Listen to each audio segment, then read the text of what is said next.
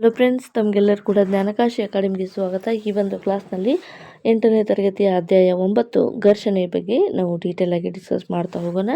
So ಈಗ ಹಿಂದಿನ ಒಂದು ಕ್ಲಾಸ್ನಲ್ಲಿ ಅಧ್ಯಾಯ 8ರಲ್ಲಿ ನೀವು ಏನು ಮಾಡಿದ್ರಪ್ಪ ಅಂದರೆ ಒತ್ತಡ ಮತ್ತು ಬಲದ ಬಗ್ಗೆ ನೀವು ಡೀಟೇಲ್ ಆಗಿ ಡಿಸ್ಕಸನ್ನು ಮಾಡಿದಿರಿ. ಇವಾಗ ಮುಂದುವರೆದು ನಾವು ಅಧ್ಯಾಯ 9 ಘರ್ಷಣೆಯ ಬಗ್ಗೆ ಡೀಟೇಲ್ ಆಗಿ ಡಿಸ್ಕಸ್ ಮಾಡ್ತಾ ಹೋಗೋಣ. ಈ ಒಂದು ಚಾಪ್ಟ್ರಲ್ಲಿ ಬಂದುಬಿಟ್ಟು PSTR ಮತ್ತು GPSR ಮತ್ತು TET ಎಕ್ಸಾಮಿನೇಷನ್ ಮತ್ತು HSTR ಎಕ್ಸಾಮಿನೇಷನ್ಗೆ ಈ ಒಂದು ಗೌರ್ಮೆಂಟ್ ಟೆಕ್ಸ್ಟ್ ಬುಕ್ ಏನಿದೆ ಅದರಲ್ಲಿ ಪ್ರಶ್ನೆಗಳನ್ನು ಸಿಲೆಬಸಲ್ಲಿ ಕೊಟ್ಟಿದ್ದಾರೆ. ಹಾಗಾಗಿ ನಾವು ಪ್ರತಿಯೊಂದನ್ನು ಚಾಪ್ಟರನ್ನು ಡಿಸ್ಕಸ್ ಮಾಡೋದು ತುಂಬಾ ಇಂಪಾರ್ಟೆಂಟು. ಸೊ ಅದಕ್ಕಾಗಿ ಡಿಸ್ಕಸ್ ಮಾಡ್ತಾ ಇದ್ದೀವಿ. ಈ ಒಂದು ಕ್ಲಾಸ್ಗಳು ನಿಮಗೆ ಇಷ್ಟ ಆಗ್ತಾಯಿದ್ರೆ ಮತ್ತು ಇದುವರೆಗೆ ಸಬ್ಸ್ಕ್ರೈಬ್ ಮಾಡದೆ ನೋಡ್ತಾ ಇದ್ದರೆ ದಯವಿಟ್ಟು ನಮ್ಮ ಒಂದು ಚಾನಲ್ಗೆ ಸಬ್ಸ್ಕ್ರೈಬ್ ಮಾಡ್ಕೊಳ್ಳಿ. ಈ ಒಂದು ಚಾನಲಲ್ಲಿ ನಿಮಗೆ ಕೆಲವೊಂದಿಷ್ಟು HSTR ಫಿಸಿಕ್ಸ್ಗೆ ಸಂಬಂಧಿಸಿದ್ದು ಮತ್ತು ಮ್ಯಾಥ್ಸ್ 8 to 10th ಎಲ್ಲವನ್ನು ಕೂಡ ಕವರ್ ಮಾಡಿದ್ದೀವಿ. ಯಾರಿಗೆಲ್ಲ ಅವಶ್ಯಕತೆ ಇದೆ ದಯವಿಟ್ಟು ಚಾನಲ್ ಪ್ಲೇಲಿಸ್ಟ್ಗೆ ಹೋಗಿ ನೀವು ಚೆಕ್ ಮಾಡಿ ನೋಡ್ಬೋದು. ಸೊ ಇವಾಗ ಪ್ರತಿ 2 ದಿನಕ್ಕೊಮ್ಮೆ ನಿಮಗೆ ಒಂದು ಅಧ್ಯಾಯದಂತೆ ವಿಡಿಯೋಸ್ಗಳು ಅಪ್ಲೋಡ್ ಆಗ್ತಾ ಇರ್ತವೆ. ದಯವಿಟ್ಟು ಮಿಸ್ ಮಾಡದೆ ಸಬ್ಸ್ಕ್ರೈಬ್ ಮಾಡ್ಕೊಳ್ಳಿ. ವಿಡಿಯೋನ ನೀವು ಕಂಪ್ಲೀಟಾಗಿ ವಾಚ್ ಮಾಡಿ, ಯಾಕಂದರೆ ಈ ಒಂದು ನಮ್ಮ ಒಂದು ಈ ಘರ್ಷಣೆ ಚಾಪ್ಟರ್ ಏನಿದೆ ಇದಕ್ಕೆ ಕಂಪ್ಲೀಟಾಗಿ ಎಲ್ಲವನ್ನು ಕೂಡ ನೋಟ್ಸ್ ಕವರ್ ಮಾಡಿದ್ದೀವಿ. ಸೊ ಇಂಪಾರ್ಟೆಂಟ್ ಟರ್ಮ್ಸ್ಗಳನ್ನು ಡಿಸ್ಕಸ್ ಮಾಡ್ತೀವಿ, ಕೆಲವೊಂದು ಇಂಪಾರ್ಟೆಂಟ್ ಕ್ವಶನ್ಸ್ಗಳನ್ನು ಡಿಸ್ಕಸ್ ಮಾಡ್ತೀವಿ, ಮಲ್ಟಿಪಲ್ ಚಾಯ್ಸ್ ಕ್ವಶನ್ಗಳನ್ನು ಡಿಸ್ಕಸ್ ಮಾಡ್ತೀವಿ. ಅದಕ್ಕಾಗಿ ಕಂಪ್ಲೀಟಾಗಿ ನಾವು ಇದನ್ನು ಎನಲೈಸ್ ಮಾಡ್ತಾಯಿದ್ವಿ. ಸೊ ಅದಕ್ಕಾಗಿ ನೀವು ಇದನ್ನು ಲೈಕ್ ಮಾಡಿ, ಶೇರ್ ಮಾಡಿ, ಆಮೇಲೆ ಸಬ್ಸ್ಕ್ರೈಬ್ ಮಾಡ್ಕೊಳ್ಳಿ. ಸೊ ನಿಮ್ಮ ಒಂದು ಅನಿಸಿಕೆ ಏನಿಸ್ತು ಅಂತ ದಯವಿಟ್ಟು ಕಮೆಂಟ್ ಮಾಡೋದನ್ನು ಮರಿಬೇಡಿ. ಸೊ ಇವಾಗ ವಿಡಿಯೋನ ಸ್ಟಾರ್ಟ್ ಮಾಡೋಣ. ಅಧ್ಯಾಯ 9 ಘರ್ಷಣೆ. ಘರ್ಷಣೆ ಅಂದರೆ ಏನು ಮೊದಲಿಗೆ ತಿಳ್ಕೊಳ್ಳೋಣ. ಒಂದು ವಸ್ತು ಮತ್ತೊಂದು ವಸ್ತುವಿನ ಮೇಲ್ಮೈಗೆ ಚಲಿಸಿದಾಗ ಅದು ಚಲಿಸಲು ಪ್ರಯತ್ನಿಸುವಾಗ ಆ ಚಲನೆಯನ್ನು ವಿರೋಧಿಸುವ ಬಲವನ್ನು ಘರ್ಷಣೆ ಅಂತ ಹೇಳಿ ಕರಿತೀವಿ. ಸೊ ಘರ್ಷಣೆ ಅಂತಂದರೆ ಏನಪ್ಪ ಅಂದರೆ ಒಂದು ವಸ್ತು ಚಲಿಸ್ತಾ ಇದೆ ಅಂತ ಅಂದ್ಕೊಳ್ಳೋಣ. ಅದು ಯಾವುದೇ ಒಂದು ಮೇಲ್ಮೈ ಮೇಲೆ ಚಲಿಸ್ತಾ ಇರ್ಬೋದು, ಯಾವುದೇ ಒಂದು ಸರ್ಫೇಸ್ ಮೇಲೆ ಚಲಿಸ್ತಾ ಇರ್ಬೋದು. ಆ ಒಂದು ಸರ್ಫೇಸ್ ಮೇಲೆ ಆ ಒಂದು ವಸ್ತು ಚಲಿಸುವಂಥ ಸಂದರ್ಭದಲ್ಲಿ ಆ ಒಂದು ವಸ್ತುವು ಚಲಿಸದೇ ಇರುವ ಹಾಗೆ ವಿರೋಧವಾಗಿ ಉಂಟು ಮಾಡುವಂಥ ಒಂದು ಬಲಕ್ಕೆ ನಾವು ಘರ್ಷಣಾ ಬಲ ಅಂಥೇಳಿ ಕರಿತೀವಿ. ಸರಳವಾಗಿ ನಾವು ಇಲ್ಲಿ ಹೇಳೋದಾದರೆ ಚಲನೆಯನ್ನು ತಡೆಯುವಂಥ ಬಲ ಅದಕ್ಕೆ ಘರ್ಷಣಾ ಬಲ ಅಂತೇಳಿ ಕರಿತೀವಿ. ಉದಾಹರಣೆಗೆ ನೋಡ್ತಾ ಹೋದರೆ ನೆಲದ ಮೇಲೆ ಚೆಂಡು ಉರುಳುವಾಗ ನಿಧಾನವಾಗಿ ನಿಲ್ಲುತ್ತೆ. ನೋಡಿ, ಒಂದು ಚೆಂಡಿಗೆ ನಾವು ನಿರ್ದಿಷ್ಟವಾದ ಬಲವನ್ನು ಹಾಕಿ ಅಪ್ಲೈ ಮಾಡಿದಾಗ ಆ ಚೆಂಡು ಏನು ಮಾಡುತ್ತೆ ಅಂದರೆ ಸ್ವಲ್ಪ ದೂರ ಹೋದ್ಮೇಲೆ ನಿಧಾನಕ್ಕೆ ಸ್ಲೋ ಆಗುತ್ತೆ. ಯಾಕೆ ಸ್ಲೋ ಆಗುತ್ತೆ ಅಂತಂದರೆ ಈ ಒಂದು ನೆಲದ ಮೇಲೆ ಉಂಟಾಗುವಂಥ ಘರ್ಷಣೆಯಿಂದ ಅದರ ಬಲವು ಏನಾಗುತ್ತೆ, ರೆಡ್ಯೂಸ್ ಆಗ್ತಾ ಬರುತ್ತೆ, ಗ್ರ್ಯಾಜುವಲಿ ರೆಡ್ಯೂಸ್ ಆಗ್ತಾ ಬರುತ್ತೆ. ಹಾಗಾಗಿ ಇದಕ್ಕೆ ನಾವು ಘರ್ಷಣಾ ಬಲ ಅಂತೇಳಿ ಕರಿತೀವಿ. ಮತ್ತು ರಸ್ತೆ ಮೇಲೆ ಕಾರ್ಗಳು ಚಲಿಸುವುದು, ಟೈರ್ಗಳಿಗೆ ಹಿಡಿತ ಸಿಗುವುದು. ಅಂದರೆ ಈ ಒಂದು ರಸ್ತೆ ಮೇಲೆ ಯಾವುದೇ ಒಂದು ಜೀವಿ ನಡೀತಾ ಇದೆ ಅಥವಾ ನಾವು ನಡೀತಾ ಇದ್ದೀವಿ ಅಥವಾ ಒಂದು ಕಾರ್ ಚಲಿಸ್ತಾ ಇದೆ, ಒಂದು ಬೈಕ್ ಚಲಿಸ್ತಾ ಇದೆ ಅಂದರೆ ಇದಕ್ಕೆ ಕಾರಣ ಏನಪ್ಪ ಅಂದರೆ ನೆಲವನ್ನು ನಾವು ಹಿಂದಕ್ಕೆ ತಳ್ತೀವಿ, ನೆಲವು ನಮ್ಮನ್ನು ಮುಂದಕ್ಕೆ ತಳ್ಳುತ್ತೆ. ಇದು ಘರ್ಷಣೆ ಉಂಟಾಗುವಂಥದ್ದು. ನೆಲ ಮತ್ತು ಪಾದಕ್ಕೆ ಇರ್ಬೋದು, ನೆಲ ಮತ್ತು ಯಾವುದೇ ಒಂದು ವೆಹಿಕಲ್ನ ಟೈರಿಗೆ ಏನಾಗಿರ್ಬೋದಪ್ಪ ಅಂದರೆ ಘರ್ಷಣೆ ಉಂಟಾದಾಗ ರಸ್ತೆಯ ಮೇಲೆ ಕಾರು ಚಲಿಸುವಂಥದ್ದು ಯಾವ ಒಂದು ಕಾರಣಕ್ಕೆ ಅಂದರೆ ಅದು ಘರ್ಷಣಾ ಬಲ ಒಂದೇ ಕಾರಣ ಆಗಿರುತ್ತೆ. ಸೊ ಇವಾಗ ಕೈಗಳನ್ನು ನೀವು ಏನು ಮಾಡಪ್ಪ ಅಂದರೆ ಈಗ ಕೈಗಳನ್ನು ನೀಟಾಗಿ ಉಜ್ಜಬೇಕು. ನೀಟಾಗಿ ಉಜ್ಜಿದಾಗ ಎರಡೂ ಕೈಗಳನ್ನ ಪರಸ್ಪರ ಉಜ್ಜಿದಾಗ ಅಲ್ಲಿ ಏನಾಗುತ್ತೆ ಅಂದರೆ ಉಷ್ಣತೆ ಉಂಟಾಗುತ್ತೆ. ಇದು ಕೂಡ ಎರಡೂ ಕೈಗಳು ಪರಸ್ಪರ ಘರ್ಷಣೆ ಉಂಟಾದಾಗ ಅಲ್ಲಿ ಉಷ್ಣತೆ ಎನ್ನುವಂಥದ್ದು ಉಂಟಾಗುತ್ತೆ. ಇವೆಲ್ಲವೂ ಕೂಡ ಏನಾಗುತ್ತೆ ಅಂದರೆ ಘರ್ಷಣೆಗೆ ಉದಾಹರಣೆಗಳು. ಸೊ ನೆಕ್ಸ್ಟ್ ಏನಪ್ಪ ಅಂದರೆ ಘರ್ಷಣಾ ಬಲದ ಲಕ್ಷಣಗಳು ಯಾವ ರೀತಿಯಾಗಿರ್ತವೆ ಅಂತ ನೋಡ್ತಾ ಹೋಗೋಣ. ಘರ್ಷಣಾ ಬಲದ ಲಕ್ಷಣ ಯಾವ ರೀತಿ ಅಂದರೆ ಚಲನೆಯ ವಿರುದ್ಧ ದಿಕ್ಕಿನಲ್ಲಿ ಯಾವಾಗಲೂ ಕಾರ್ಯನಿರ್ವಹಿಸುತ್ತೆ. ಅಂದರೆ ನಮ್ಗೆ ಉದಾಹರಣೆ ಹೇಳಿದೆ ಇವಾಗಲೇ, ನಾವು ಮುಂದಕ್ಕೆ ಚಲಿಸ್ಬೇಕಪ್ಪ ಅಂದರೆ ಘರ್ಷಣೆ ಯಾವಾಗಲೂ ನಮ್ಮನ್ನು ಹಿಂದಕ್ಕೆ ತಳ್ತಾ ಇರುತ್ತೆ. ಅಂದರೆ ನಾವು ನೆಲವನ್ನು ಹಿಂದಕ್ಕೆ ತಳ್ಳಿದಾಗ ನೆಲವು ನಮ್ಮನ್ನು ಮುಂದಕ್ಕೆ ತಳ್ಳುತ್ತೆ. ಯಾವಾಗಲೂ ಯಾವುದೇ ಒಂದು ವಸ್ತು ಹೋಗ್ತಾ ಇದ್ದರೆ ಆ ವಸ್ತು ಮುಂದಕ್ಕೆ ಹೋಗ್ತಾ ಇದ್ದರೆ ಘರ್ಷಣೆ ಅನ್ನುವಂಥದ್ದು ಹಿಂದಕ್ಕೆ ತಳ್ಳುತ್ತೆ. ಅಂದರೆ ಚಲನೆ ವಿರುದ್ಧ ದಿಕ್ಕಿನಲ್ಲಿ ಯಾವಾಗಲೂ ಏನು ಮಾಡುತ್ತೆ, ಘರ್ಷಣಾ ಬಲ ಕಾರ್ಯವನ್ನು ನಿರ್ವಹಿಸುತ್ತೆ. ಎರಡನೇದು ಮೇಲ್ಮೈ ಕರಸಕತೆ ಹೆಚ್ಚಾದಷ್ಟು ಘರ್ಷಣಾ ಬಲ ಹೆಚ್ಚಾಗುತ್ತೆ. ಅಂದರೆ ಕರಕಸತೆ ಅಂದರೆ ಘರ್ಷಣೆ, ಕರ್ಕಶ ಅಂತ ಹೇಳಿ ಕರಿತೀವಿ. ಸೊ ಒರಟಾದ ಮೇಲ್ಮೈಯನ್ನು ಹೊಂದಿದರೆ ಅಥವಾ ಯಾವುದೇ ಒಂದು ನೆಲ ಒರಟಾದ ಮೇಲ್ಮೈಯನ್ನು ಹೊಂದಿದರೆ ಮತ್ತು ಇದು ಎಷ್ಟು ಒರಟಾಗಿರುತ್ತೆ ಅಂದರೆ ಅದರ ಡಿಪೆಂಡ್ ಮೇಲೆ ಏನಾಗಿರುತ್ತೆ, ಘರ್ಷಣಾ ಬಲ ಏನತ್ತೆ ಹೆಚ್ಚಾಗುತ್ತೆ. ಅಂದರೆ ಇಲ್ಲಿ ಸ್ಮೂತ್ ಸರ್ಫೇಸ್ ಇದ್ದರೆ, ಯಾವುದೇ ಒಂದು ಸ್ಮೂತ್ ಆದ ಸರ್ಫೇಸ್ ಇತ್ತು ಅದರ ಮೇಲೆ ಒಂದು ಬಾಲ್ ಮೂವ್ ಆಗ್ತಾಯಿದ್ರೆ ಅದು ಏನಾಗುತ್ತೆ ಅಂದರೆ ನಾವು ಸ್ಟಾಪ್ ಮಾಡುವವರೆಗೂ ಮೂವ್ ಆಗ್ತಾನೆ ಇರುತ್ತೆ. ಸಪೋಸ್ ಈ ಒಂದು ಬಾಲನ್ನು ನಾವು ಅತ್ಯಂತ ಘರ್ಷಣೆಯುಕ್ತ ಪ್ಲೇಸ್ ಮೇಲೆ ಇದು ಮಾಡಿದಾಗ, ಫೋರ್ಸ್ ಮಾಡಿದಾಗ ಅದು ಏನಾಗುತ್ತೆ ಅಂದರೆ ಘರ್ಷಣೆ ಹೆಚ್ಚಾಗಿ ಬೇಗನೆ ಸ್ಟಾಪ್ ಆಗಿಬಿಡುತ್ತೆ. ಇದು ಘರ್ಷಣೆ ಮೇಲ್ಮೈ ಹೆಚ್ಚಾದಷ್ಟು ಏನಾಗುತ್ತೆ ಅಂದರೆ ಇಲ್ಲಿ ಘರ್ಷಣೆ ಬಲ ಹೆಚ್ಚಾಗುತ್ತೆ. ಸೊ ಅದೇ ರೀತಿಯಾಗಿ ಘರ್ಷಣೆಯಿಂದ ಉಷ್ಣತೆ ಕೂಡ ಹೆಚ್ಚಾಗುತ್ತೆ. ನೋಡಿ ಈಗ ಕೆಲವೊಂದು ವಾಹನಗಳಲ್ಲಿ ಏನಾಗುತ್ತೆ ಅಂದರೆ ಇಂಜಿನ್ಗಳಲ್ಲಿ ಹೀಟ್ ಜಾಸ್ತಿ ಆಗುತ್ತೆ. ಯಾಕೆ ಹೀಟ್ ಜಾಸ್ತಿ ಆಗುತ್ತೆ ಅಂದರೆ ಉಷ್ಣತೆ, ಘರ್ಷಣೆಯಿಂದ ಏನಾಗುತ್ತೆ ಅಂದರೆ ಉಷ್ಣತೆ ಹೆಚ್ಚಾಗುತ್ತದೆ.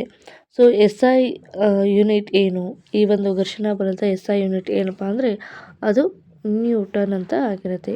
ಏನಂತ ಕರಿತೀವಿ, ನ್ಯೂಟನ್. ಓಕೆ, SI ಅಂದರೆ ಅಂತಾರಾಷ್ಟ್ರೀಯ ಏಕಮಾನ. ನೆಕ್ಸ್ಟ್ ಏನಪ್ಪ ಅಂದರೆ ಘರ್ಷಣಾ ಬಲದ ಮೇಲೆ ಪ್ರಭಾವ ಬೀರುವಂಥ ಅಂಶಗಳು ಯಾವುವು? ಘರ್ಷಣಾ ಬಲದ ಮೇಲೆ ಪ್ರಭಾವ ಬೀರುವಂಥ ಅಂಶಗಳು ಯಾವುವು? ಘರ್ಷಣಾ ಬಲವು ಈ ಕೆಳಗಿನ ಅಂಶಗಳನ್ನು ಅವಲಂಬಿಸಿದೆ.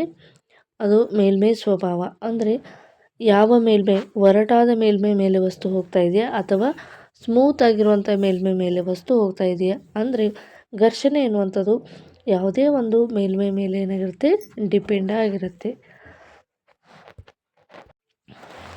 ಅದೇ ರೀತಿಯಾಗಿ ಮೇಲ್ಮೈ ಕರ್ಕಶವಾಗಿದ್ದರೆ ಘರ್ಷಣಾ ಬಲ ಹೆಚ್ಚು. ಅಂದರೆ ಮೇಲ್ಮೈ ಒರಟಾಗಿದ್ದರೆ ಅಲ್ಲಿ ಏನಾಗಿರುತ್ತೆ, ಘರ್ಷಣಾ ಬಲ ಹೆಚ್ಚಾಗಿರುತ್ತೆ. ಮೇಲ್ಮೈ ಮೃದುವಾಗಿದ್ದರೆ ಘರ್ಷಣಾ ಬಲ ಏನಾಗಿರುತ್ತೆ, ಕಡಿಮೆ ಆಗಿರುತ್ತೆ. ಸಪೋಸ್ ನೀವೀಗ ನೋಡಿ, ಸಾಮಾನ್ಯವಾಗಿ ರಸ್ತೆ ಮೇಲೆ ನಡೆಯುವಾಗ ಬೇಗ ಬೇಗ ಬೇಗ ಏನು ಮಾಡ್ತೀರಿ, ನಡೀತೀರಾ. ಆದರೆ ಮರಳುಗಾಡಿನಲ್ಲಿ ನೀವು ನಡಿಬೇಕಾದ್ರೆ ತುಂಬಾ ಘರ್ಷಣೆ ಉಂಟಾಗುತ್ತೆ. ಯಾಕಂದರೆ ಮರಳು ಅತ್ಯಂತ ಹೆಚ್ಚು ಘರ್ಷಣೆಯುಕ್ತವಾಗಿರುವಂಥ ಒಂದು ಮೇಲ್ಮೈ ಆಗಿರುತ್ತೆ. ಹಾಗಾಗಿ ಇಲ್ಲಿ ಮೇಲ್ಮೈ ಘರ್ಷಣೆ ಜಾಸ್ತಿ ಆಗಿದ್ರೆ ಘರ್ಷಣೆ ಹೆಚ್ಚಾಗಿರುತ್ತೆ. ಮೇಲ್ಮೈ ಮೃದು ಆಗಿದ್ದರೆ ಘರ್ಷಣಾ ಬಲ ಕಡಿಮೆ ಆಗುತ್ತೆ. ಮತ್ತು ಯಾವ ಒಂದು ಅಂಶ ಇದಕ್ಕೆ ಕಾರಣವಾಗುತ್ತೆ ಅಂದರೆ ವಸ್ತುಗಳ ಮೇಲೆ ಕಾರ್ಯನಿರ್ವಹಿಸುವ ಒತ್ತಡ. ಅಂದರೆ ಈಗ ಯಾವ ವಸ್ತು ಹೋಗ್ತಾ ಇದೆ ಆ ವಸ್ತುವಿನ ಮೇಲೆ ಎಷ್ಟು ಬಲ ಪ್ರಯೋಗವಾಗಿದೆ, ಆ ಒಂದು ವಸ್ತುವಿನ ಮೇಲೆ ಬಲ ಪ್ರಯೋಗವಾಗುವಂತಹ ಒತ್ತಡ ಏನಿದೆ ಆ ಒತ್ತಡದ ಮೇಲೆ ಏನಾಗುತ್ತೆ ಅಂದರೆ ಘರ್ಷಣಾ ಬಲ ಡಿಪೆಂಡ್ ಆಗಿರುತ್ತೆ. ಓಕೆ, ಈಗ ವಸ್ತುವಿನ ಭಾರ ಹೆಚ್ಚಾದಷ್ಟು ಘರ್ಷಣಾ ಬಲ ಹೆಚ್ಚಾಗುತ್ತೆ. ನೋಡಿ, ಇವಾಗ ನೀವು ಒಂದು 5 kg ಕಲ್ಲನ್ನು ಎಳಿತಾ ಬನ್ನಿ, ಅದೇ ರೀತಿ 10 kg ಕಲ್ಲನ್ನು ಎಳಿತಾ ಬನ್ನಿ, ಅಥವಾ 10 kg ಇರುವಂಥ ಯಾವುದಾದ್ರೂ ಒಂದು ವೇಟನ್ನು ಎಳಿತಾ ಬನ್ನಿ. ಅಲ್ಲೇನಾಗುತ್ತೆ, ಎಷ್ಟು ತೂಕ ಹೆಚ್ಚಾಗುತ್ತೆ ಅಷ್ಟು ಘರ್ಷಣೆ ಏನಾಗುತ್ತೆ, ಘರ್ಷಣಾ ಬಲ ಹೆಚ್ಚಾಗುತ್ತದೆ. ಅದೇ ರೀತಿ ಭಾರ ಕಡಿಮೆ ಇದ್ದರೆ ಘರ್ಷಣಾ ಬಲ ಕಡಿಮೆ ಇರುತ್ತೆ. ಅಂದರೆ ವಸ್ತುಗಳ ಮೇಲೆ ಕಾರ್ಯನಿರ್ವಹಿಸುವ ಒತ್ತಡದ ಮೇಲೆ ಕೂಡ ಘರ್ಷಣೆ ಏನಾಗಿರುತ್ತೆ, ಡಿಪೆಂಡ್ ಆಗಿರುತ್ತೆ. ಮತ್ತು ಸಂಪರ್ಕದಲ್ಲಿರುವ ಮೇಲ್ಮೈಗಳ ವಿಸ್ತೀರ್ಣ ಕೆಲವು ಸಂದರ್ಭದಲ್ಲಿ ಸಂಪರ್ಕ ಮೇಲ್ಮೈ ವಿಸ್ತೀರ್ಣ ಬದಲಾದರೂ ಘರ್ಷಣೆಯಲ್ಲಿ ಬದಲಾಗಬಹುದು. ಈ ಮಟ್ಟವನ್ನು ಈ ಒಂದು ಅಂಶದಲ್ಲಿ ಉಲ್ಲೇಖಿಸಲಾಗಿದೆ. ಅಂದರೆ ಸಂಪರ್ಕದಲ್ಲಿರುವ ಮೇಲ್ಮೈಗಳ ವಿಸ್ತೀರ್ಣ. ಸಪೋಸ್ ಆಗಲೇ ಒಂದು 2 ಹ್ಯಾಂಡ್ಸ್ಗಳನ್ನು ನೀವು ರಬ್ ಮಾಡಿದಾಗ, 2 ಹ್ಯಾಂಡ್ಸ್ಗಳನ್ನು ಘರ್ಷಣೆ ಮಾಡಿದಾಗ ಅಲ್ಲಿ ಏನಾಗುತ್ತೆ, ಉಷ್ಣ ಉಂಟಾಗುತ್ತೆ. ಅಂದರೆ ಎರಡೂ ಸ್ಮೂತ್ ಸರ್ಫೇಸ್ ಇದ್ದರೆ ಅಲ್ಲಿ ಯಾವುದೇ ರೀತಿಯಾದ ಘರ್ಷಣೆ ಉಂಟಾಗೋದಿಲ್ಲ, ಈಸಿಯಾಗಿ ಮೂವ್ ಆಗುತ್ತೆ. ಅದೇ ರೀತಿಯಾಗಿ ಎರಡೂ ಕೂಡ ತುಂಬಾ ಹಾರ್ಡ್ ಸರ್ಫೇಸ್ ಇದ್ದರೆ ಅಲ್ಲಿ ಏನಾಗುತ್ತೆ ಅಂದರೆ ವಸ್ತುವಿನ ಚಲನೆ ಎನ್ನುವಂಥದ್ದು ಕಡಿಮೆ ಆಗುತ್ತೆ. ಹಾಗಾಗಿ ಸಂಪರ್ಕದಲ್ಲಿರುವ ಮೇಲ್ಮೈಗಳ ಮೇಲೆ ಕೂಡ ಏನಾಗಿರುತ್ತೆ ಅಂದರೆ ಈ ಘರ್ಷಣಾ ಬಲ ಏನಾಗಿರುತ್ತೆ, ಅಂಶಗಳನ್ನ ಮೇಲೆ ಪ್ರಭಾವ ಬೀರುವಂಥದ್ದು. ನಾಲ್ಕನೇ ಒಂದು ಏನಪ್ಪ ಅಂದರೆ ಮೇಲ್ಮೈ ವಿಸ್ತೀರ್ಣಗಳ ದ್ರವ್ಯಗಳು. ನೋಡಿ, ಮೇಲ್ಮೈ ವಿಸ್ತೀರ್ಣ ದ್ರವ್ಯಗಳು ಅಂತಂದರೆ ವಿಸ್ತೀರ್ಣದ ಈ ಒಂದು ಘರ್ಷಣೆ ಉಂಟಾಗುವಂಥ ಸಂದರ್ಭದಲ್ಲಿ ನೀರು ಬೇರೆ ರೀತಿಯಾಗಿ, ಎಣ್ಣೆ ಬೇರೆ ರೀತಿಯಾಗಿ ಘರ್ಷಣೆಯನ್ನು ಉಂಟು ಮಾಡುತ್ತೆ. ಅಂದರೆ ಈಗ ಎಣ್ಣೆ ಅಥವಾ ಗ್ರೀಸ್ ಇದ್ದರೆ ಏನಾಗುತ್ತೆ ಅಂದರೆ ಘರ್ಷಣಾ ಬಲ ಕಡಿಮೆ ಆಗುತ್ತೆ. ಅದೇ ರೀತಿಯಾಗಿ ನೀರಿದ್ದರೆ ಯಾವ ರೀತಿ ಆಗುತ್ತೆ, ಇದರ ಮೇಲೆ ಡಿಪೆಂಡ್ ಆಗಿರುತ್ತೆ. ಸೊ ಇವಾಗ ಓಕೆ, ಇಲ್ಲಿ ಒಂದು ಚಿತ್ರವನ್ನು ಗಮನಿಸ್ತಾ ಇದ್ದೀರಾ. ಕೆಲವು ಬಾರಿ ಎಣ್ಣೆ ಅಥವಾ ನೀರು ಚೆಲ್ಲಿರುವಂಥ ಒಂದು ಟೈಲ್ಸ್ ಮೇಲೆ ನೀವು ಜೋರಾಗಿ ವಾಕ್ ಮಾಡ್ತಾ ಬಂದರೆ ಬಿದ್ದೋಗಿಬಿಡ್ತೀರ. ಯಾಕೆ ಬಿದ್ದೋಗ್ತೀರಪ್ಪ ಅಂದರೆ ಅಲ್ಲಿ ನೆಲಕ್ಕೂ ಮತ್ತು ನಿಮ್ಮ ಪಾದಕ್ಕೂ ಯಾವುದೇ ರೀತಿಯಾದ ಘರ್ಷಣೆ ಇರೋದಿಲ್ಲ. ಹಾಗಾಗಿ ಎಣ್ಣೆ ಆಗಿರ್ಬೋದು ಅಥವಾ ಬಾಳೆಹಣ್ಣಾಗಿರ್ಬೋದು, ನೀರಾಗಿರ್ಬೋದು, ಮೇಲ್ಮೈ ಏನಾಗಿರುತ್ತೆ, ನುಣುಪಾಗಿ ಇರುತ್ತೆ. ಅದಕ್ಕಾಗಿ ಈ ರೀತಿಯಾಗಿ ಘರ್ಷಣೆಯಿಂದ ಏನು ಮಾಡ್ತೀವಪ್ಪ ಅಂದರೆ ಬಾಳೆಹಣ್ಣನ್ನು ತುಳಿದಾಗ, ಎಣ್ಣೆಯನ್ನು ತುಳಿದಾಗ, ನೀರಿನ ಮೇಲೆ ಟೈಲ್ಸ್ ಬಿದ್ದಾಗ, ಈ ಎಲ್ಲ ಸಂದರ್ಭದಲ್ಲೂ ಕೂಡ ಏನಾಗುತ್ತೆ ಅಂದರೆ ನಾವು ಬೇಗ ಜಾರಿ ಬೀಳುವಂಥ ಸಾಧ್ಯತೆ ಇರುತ್ತೆ. ಏಕೆಂದರೆ ಅಲ್ಲಿ ಯಾವುದೇ ರೀತಿಯಾದ ಘರ್ಷಣೆ ಇರೋದಿಲ್ಲ. ಹಾಗಾಗಿ ಯಾವುದೇ ಒಂದು ವಸ್ತು ಮೂವ್ ಆಗಬೇಕಂದ್ರೂ ಕೂಡ ನಮಗೆ ಘರ್ಷಣೆ ಅನ್ನುವಂಥದ್ದು ತುಂಬಾ ಇಂಪಾರ್ಟೆಂಟು. ಇಲ್ಲಾಂದರೆ ಘರ್ಷಣೆ ಇಲ್ಲದೆ ಹೋದರೆ ನಾವು ನಡಿಲಿಕ್ಕೆ ಸಾಧ್ಯ ಆಗ್ತಿದ್ದಿಲ್ಲ, ಯಾವುದೇ ಒಂದು ವಾಹನವನ್ನು ಓಡಿಸ್ಲಿಕ್ಕೆ ಸಾಧ್ಯ ಆಗ್ತಿದ್ದಿಲ್ಲ. ಇವೆಲ್ಲ ಘರ್ಷಣೆಗಳು ಇರೋದ್ರಿಂದಲೇ ಈ ಜಗತ್ತಿನಲ್ಲಿ ಈ ಒಂದು ಪ್ರತಿಯೊಂದು ಕಾಯವು ಚಲನೆಯಲ್ಲಿ ಇರುವಂಥದ್ದು. ಓಕೆ, ಮುಂದಿನ ಒಂದು ಅಂಶಗಳನ್ನು ಡಿಸ್ಕಸ್ ಮಾಡ್ತಾ ಹೋಗೋಣ. ಮೇಲ್ಮೈ ದ್ರವ್ಯಗಳು ಅಂದಾಗ ಇಲ್ಲಿ ಇವಾಗಲೇ ಹೇಳಿದರೆ ಗ್ರೀಸ್ ಮತ್ತು ಎಣ್ಣೆ ಇದ್ದರೆ ಅವುಗಳ ಘರ್ಷಣಾ ಬಲ ಕಡಿಮೆ ಇರುತ್ತದೆ. ಇನ್ನೊಂದು ಇಂಪಾರ್ಟೆಂಟ್ ಟರ್ಮ್ ಇದೆ, ಇದು ಸ್ಪ್ರಿಂಗ್ ಬ್ಯಾಲೆನ್ಸ್ ಎನ್ನುವಂಥದ್ದು. ಸ್ಪ್ರಿಂಗ್ ಬ್ಯಾಲೆನ್ಸ್ ಅಂದರೆ ಏನು ಅಂತ ನೋಡೋದಾದರೆ, ಒಂದು ಕಾಯದ ಮೇಲೆ ಪ್ರಯೋಗವಾಗುತ್ತಿರೋ ಬಲವನ್ನು ಅಳೆಯುವಂಥ ಸಾಧನಕ್ಕೆ ನಾವು ಸ್ಪ್ರಿಂಗ್ ಬ್ಯಾಲೆನ್ಸ್ ಅಂತ ಹೇಳಿ ಕರಿತೀವಿ. ಸ್ಪ್ರಿಂಗ್ ಬ್ಯಾಲೆನ್ಸ್ ಅಂದರೆ ಏನು ಅಂತ ಕೇಳ್ಬೋದು. ಒಂದು ಕಾಯದ ಮೇಲೆ ಪ್ರಯೋಗವಾಗುತ್ತಿರುವ ಬಲವನ್ನು ಅಳೆಯಲು ಬಳಸುವಂತಹ ಒಂದು ಸಾಧನವೇ ಸ್ಪ್ರಿಂಗ್ ಬ್ಯಾಲೆನ್ಸ್ ಅಂತ ಹೇಳಿ ಕರಿತೀವಿ. ಪ್ರಯೋಗ ಮಾಡಿದಾಗ ಹಿಗ್ಗುವ ಸುರುಳಿ ಸ್ಪ್ರಿಂಗನ್ನು ಇದು ಒಳಗೊಂಡಿದೆ.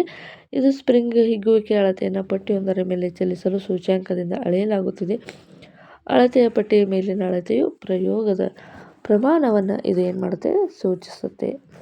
ಸೊ ನೆಕ್ಸ್ಟು ನಾವು ಘರ್ಷಣೆ ಅಂದರೆ ಏನು, ಘರ್ಷಣದ ಲಕ್ಷಣಗಳೇನು, ಘರ್ಷಣೆದ ಮೇಲೆ ಉಂಟಾಗುವಂಥ ಪ್ರಮುಖ ಅಂಶಗಳು ಯಾವುವು ಅಂತ ತಿಳ್ಕೊಂಡ್ವಿ. ಇವಾಗ ಘರ್ಷಣೆಯ ವಿಧಗಳು ಯಾವ ರೀತಿಯಾಗಿದ್ದಾವೆ ಅಂತ ತಿಳ್ಕೊತಾ ಹೋಗೋಣ. ವಿಡಿಯೋ ಇಷ್ಟ ಆಗ್ತಾಯಿದ್ರೆ ದಯವಿಟ್ಟು ಲೈಕ್ ಮಾಡಿ. ಸ್ಥಾಯಿ ಘರ್ಷಣೆ ಅಥವಾ ಸ್ಟ್ಯಾಟಿಕ್ ಫ್ರಿಕ್ಷನ್ ಅಂತ ಹೇಳಿ ಕರಿತೀವಿ. ಹಾಗಂದರೆ ಏನು? ಈಗ ಒಂದು ವಸ್ತು ಯಾವುದು ಚಲಿಸಲು ಪ್ರಯತ್ನಿಸುವಾಗ ಅದು ಇನ್ನೂ ಚಲಿಸದೇ ಇರುವಂತಹ, ಅಂದರೆ ಈಗ ಒಂದು ವಸ್ತು ಏನು ಮಾಡ್ತಿದೆ, ಚಲಿಸಬೇಕಾಗಿದೆ, ಆದರೆ ಅದು ಇನ್ನೂ ಚಲಿಸದೇ ಇರುವಾಗ ಅದನ್ನು ತಡೆಯಲು ಘರ್ಷಣಾ ಬಲಕ್ಕೆ ಸ್ಥಾಯಿ ಘರ್ಷಣೆ ಅಂತೇಳಿ ಕರಿತೀವಿ. ನೋಡಿ, ಈಗ ಒಂದು ಉದಾಹರಣೆಯನ್ನು ನೋಡಿದಾಗ ನಿಮಗೆ ಅರ್ಥ ಆಗುತ್ತೆ. ಏನಪ್ಪ ಉದಾಹರಣೆ ಅಂದಾಗ, ನೆಲದ ಮೇಲೆ ಇಟ್ಟಿರುವಂಥ ಒಂದು ಪೆಟ್ಟಿಗೆಯನ್ನು ತಳ್ಳಿದರೂ ಕೂಡ ಅದು ಮುಂದೆ ಚಲಿಸದೇ ಇರುವಂಥ ಸ್ಥಿತಿಗೆ. ನೋಡಿ, ಯಾವುದೇ ಒಂದು ಭಾರವಾದ ವಸ್ತು ಇದ್ದಾಗ ನಾವು ನಮ್ಮ ಅನುಕೂಲಕ್ಕೆ ತಕ್ಕಂತೆ ನಮ್ಮ ಶಕ್ತಿ ಇರುವಷ್ಟು ಮಟ್ಟಿಗೆ ನಾವು ಒಂದು ಬಲ ಪ್ರಯೋಗಿಸಿದಾಗ ಅದು ಏನಾಗುತ್ತೆ ಅಂದರೆ ಮುಂದಕ್ಕೆ ಹೋಗೋದಿಲ್ಲ. ಮುಂದಕ್ಕೆ ಹೋಗದೇ ಇರುವಾಗ ಅದು ನಾವು ಬಲ ಪ್ರಯೋಗಿಸಿದಾಗಲೂ ಕೂಡ ಆ ವಸ್ತು ಮುಂದೆ ಚಲಿಸದೇ ಇರುವ ಹಾಗೆ, ಮುಂದೆ ಚಲಿಸಬಾರದು ಹಾಗೆ ತಡೆಯುವಂಥ ಒಂದು ಘರ್ಷಣಾ ಬಲಕ್ಕೆ ಸ್ಥಾಯಿ ಘರ್ಷಣೆ ಅಂತ ಹೇಳಿ ಕರಿತೀವಿ. ಉದಾಹರಣೆ, ನೆಲದ ಮೇಲೆ ಇಟ್ಟಿರುವ ಪೆಟ್ಟಿಗೆಯನ್ನು ತಳ್ಳಿದರೂ ಅದು ಚಲಿಸದೇ ಇರುವಂಥ ಸ್ಥಿತಿಗೆ ನಾವು ಸ್ಥಾಯಿ ಘರ್ಷಣೆ ಅಂತೇಳಿ ಕರಿತೀವಿ. ಉದಾಹರಣೆಗೆ ಇನ್ನೊಂದು ಉದಾಹರಣೆ, ಮೇಜಿನ ಮೇಲೆ ಇಟ್ಟಿರುವ ಪುಸ್ತಕವನ್ನು ನಿಧಾನವಾಗಿ ತಳ್ಳಿದಾಗ ಮೊದಲಿಗೆ ಚಲಿಸದೇ ಇರುವುದು. ನೋಡಿ, ಅಂದರೆ ಸ್ಥಾಯಿ ಘರ್ಷಣೆ ಯಾವಾಗ ಉಂಟಾಗುತ್ತೆ ಅಂದರೆ ಒಂದು ವಸ್ತುವಿನ ಮೇಲೆ ಸೂಕ್ತವಾದ, ಅಂದರೆ ಅದಕ್ಕೆ ಅಗತ್ಯವಾದ ಚಲನೆ ಅಲ್ಲಿ ನಾವು ಪ್ರಯೋಗಿಸದೇ ಇರುವಾಗ, ಒಂದು ನಿರ್ದಿಷ್ಟವಾದ ವಸ್ತುವಿನ ಮೇಲೆ ನಿರ್ದಿಷ್ಟ ಪ್ರಮಾಣದ ಬಲವನ್ನು ಪ್ರಯೋಗಿಸದೇ ಇರುವಾಗ ವಸ್ತು ಚಲಿಸದೇ ಇರುವಂಥ ಒಂದು ಸ್ಥಿತಿಗೆ ನಾವು ಸ್ಥಾಯಿ ಘರ್ಷಣೆ ಅಂತೇಳಿ ಅಂತೀವಿ. ಸೊ ಕಾನ್ಸೆಪ್ಟ್ ಕ್ಲಿಯರ್ ಆಯಿತು ಅಂದ್ಕೋತೀನಿ. ನೋಡಿ, ಇಲ್ಲಿ ಒಂದು ಎಕ್ಸಾಂಪಲನ್ನು, ಆ್ಯಕ್ಟಿವಿಟೀಸನ್ನು ನೋಡ್ತಾ ಇದ್ದೀರಾ. ಏನು ಆ್ಯಕ್ಟಿವಿಟಿಪ್ಪ ಅಂದರೆ, ಒಂದು ಬಾಕ್ಸ್ ಇದೆ. ಈ ಬಾಕ್ಸ್ ಏನಾಗಬೇಕಪ್ಪ ಅಂದರೆ ಮೂವ್ ಆಗಬೇಕಂದ್ರೆ ಈ ಒಂದು ವಸ್ತುವನ್ನು ನಾವು ಯಾವಾಗಲೂ ತಳ್ತಾನೆ ಇರಬೇಕು. ಒಂದು ಸ್ವಲ್ಪ ಪುಷ್ ಮಾಡೋದನ್ನು ನಿಲ್ಲಿಸ್ಬಿಟ್ರೆ ಆಯಿತು, ಈ ಬಾಕ್ಸ್ ಮೂಮೆಂಟ್ ಆಗೋದಿಲ್ಲ. ಅಂದರೆ ಈ ಒಂದು ಬಾಕ್ಸ್ಗೆ ತಾನಾಗಿ ಅದು ಮೂವ್ ಆಗಲಿಕ್ಕೆ ಸಾಧ್ಯನೇ ಇಲ್ಲ. ಅಂದರೆ ಈಗ ಒಂದು ನಿರ್ದಿಷ್ಟವಾದ ವಸ್ತುವಿಗೆ ನಿರ್ದಿಷ್ಟವಾದ ಬಲ ಪ್ರಯೋಗಿಸಿದಾಗ ನಿರ್ದಿಷ್ಟ ಪ್ರಮಾಣದಲ್ಲಿ ಅದು ಮುಂದೆ ಹೋಗುತ್ತೆ, ಅಥವಾ ಇಲ್ಲಿ ನಿರ್ದಿಷ್ಟವಾದ ಬಲ ಪ್ರಯೋಗ ಆಗದೇ ಇರುವಾಗ ಈ ಒಂದು ವಸ್ತು ಚಲಿಸದೇ ಇರುವಂಥ ಸಂದರ್ಭವನ್ನು ಸ್ಥಾಯಿ ಘರ್ಷಣೆ ಅಂಥೇಳಿ ಕರಿತೀವಿ. ಸೊ ಎಕ್ಸಾಂಪಲ್ ಮೂಲಕ ಎಕ್ಸ್ಪ್ಲೇನ್ ಮಾಡಿರೋದ್ರಿಂದ ಅರ್ಥ ಆಯಿತು ಅನ್ಕೋತೀನಿ. ಸೊ ಇವಾಗ ನೆಕ್ಸ್ಟ್ ಕಾನ್ಸೆಪ್ಟಿಗೆ ಹೋಗೋಣ.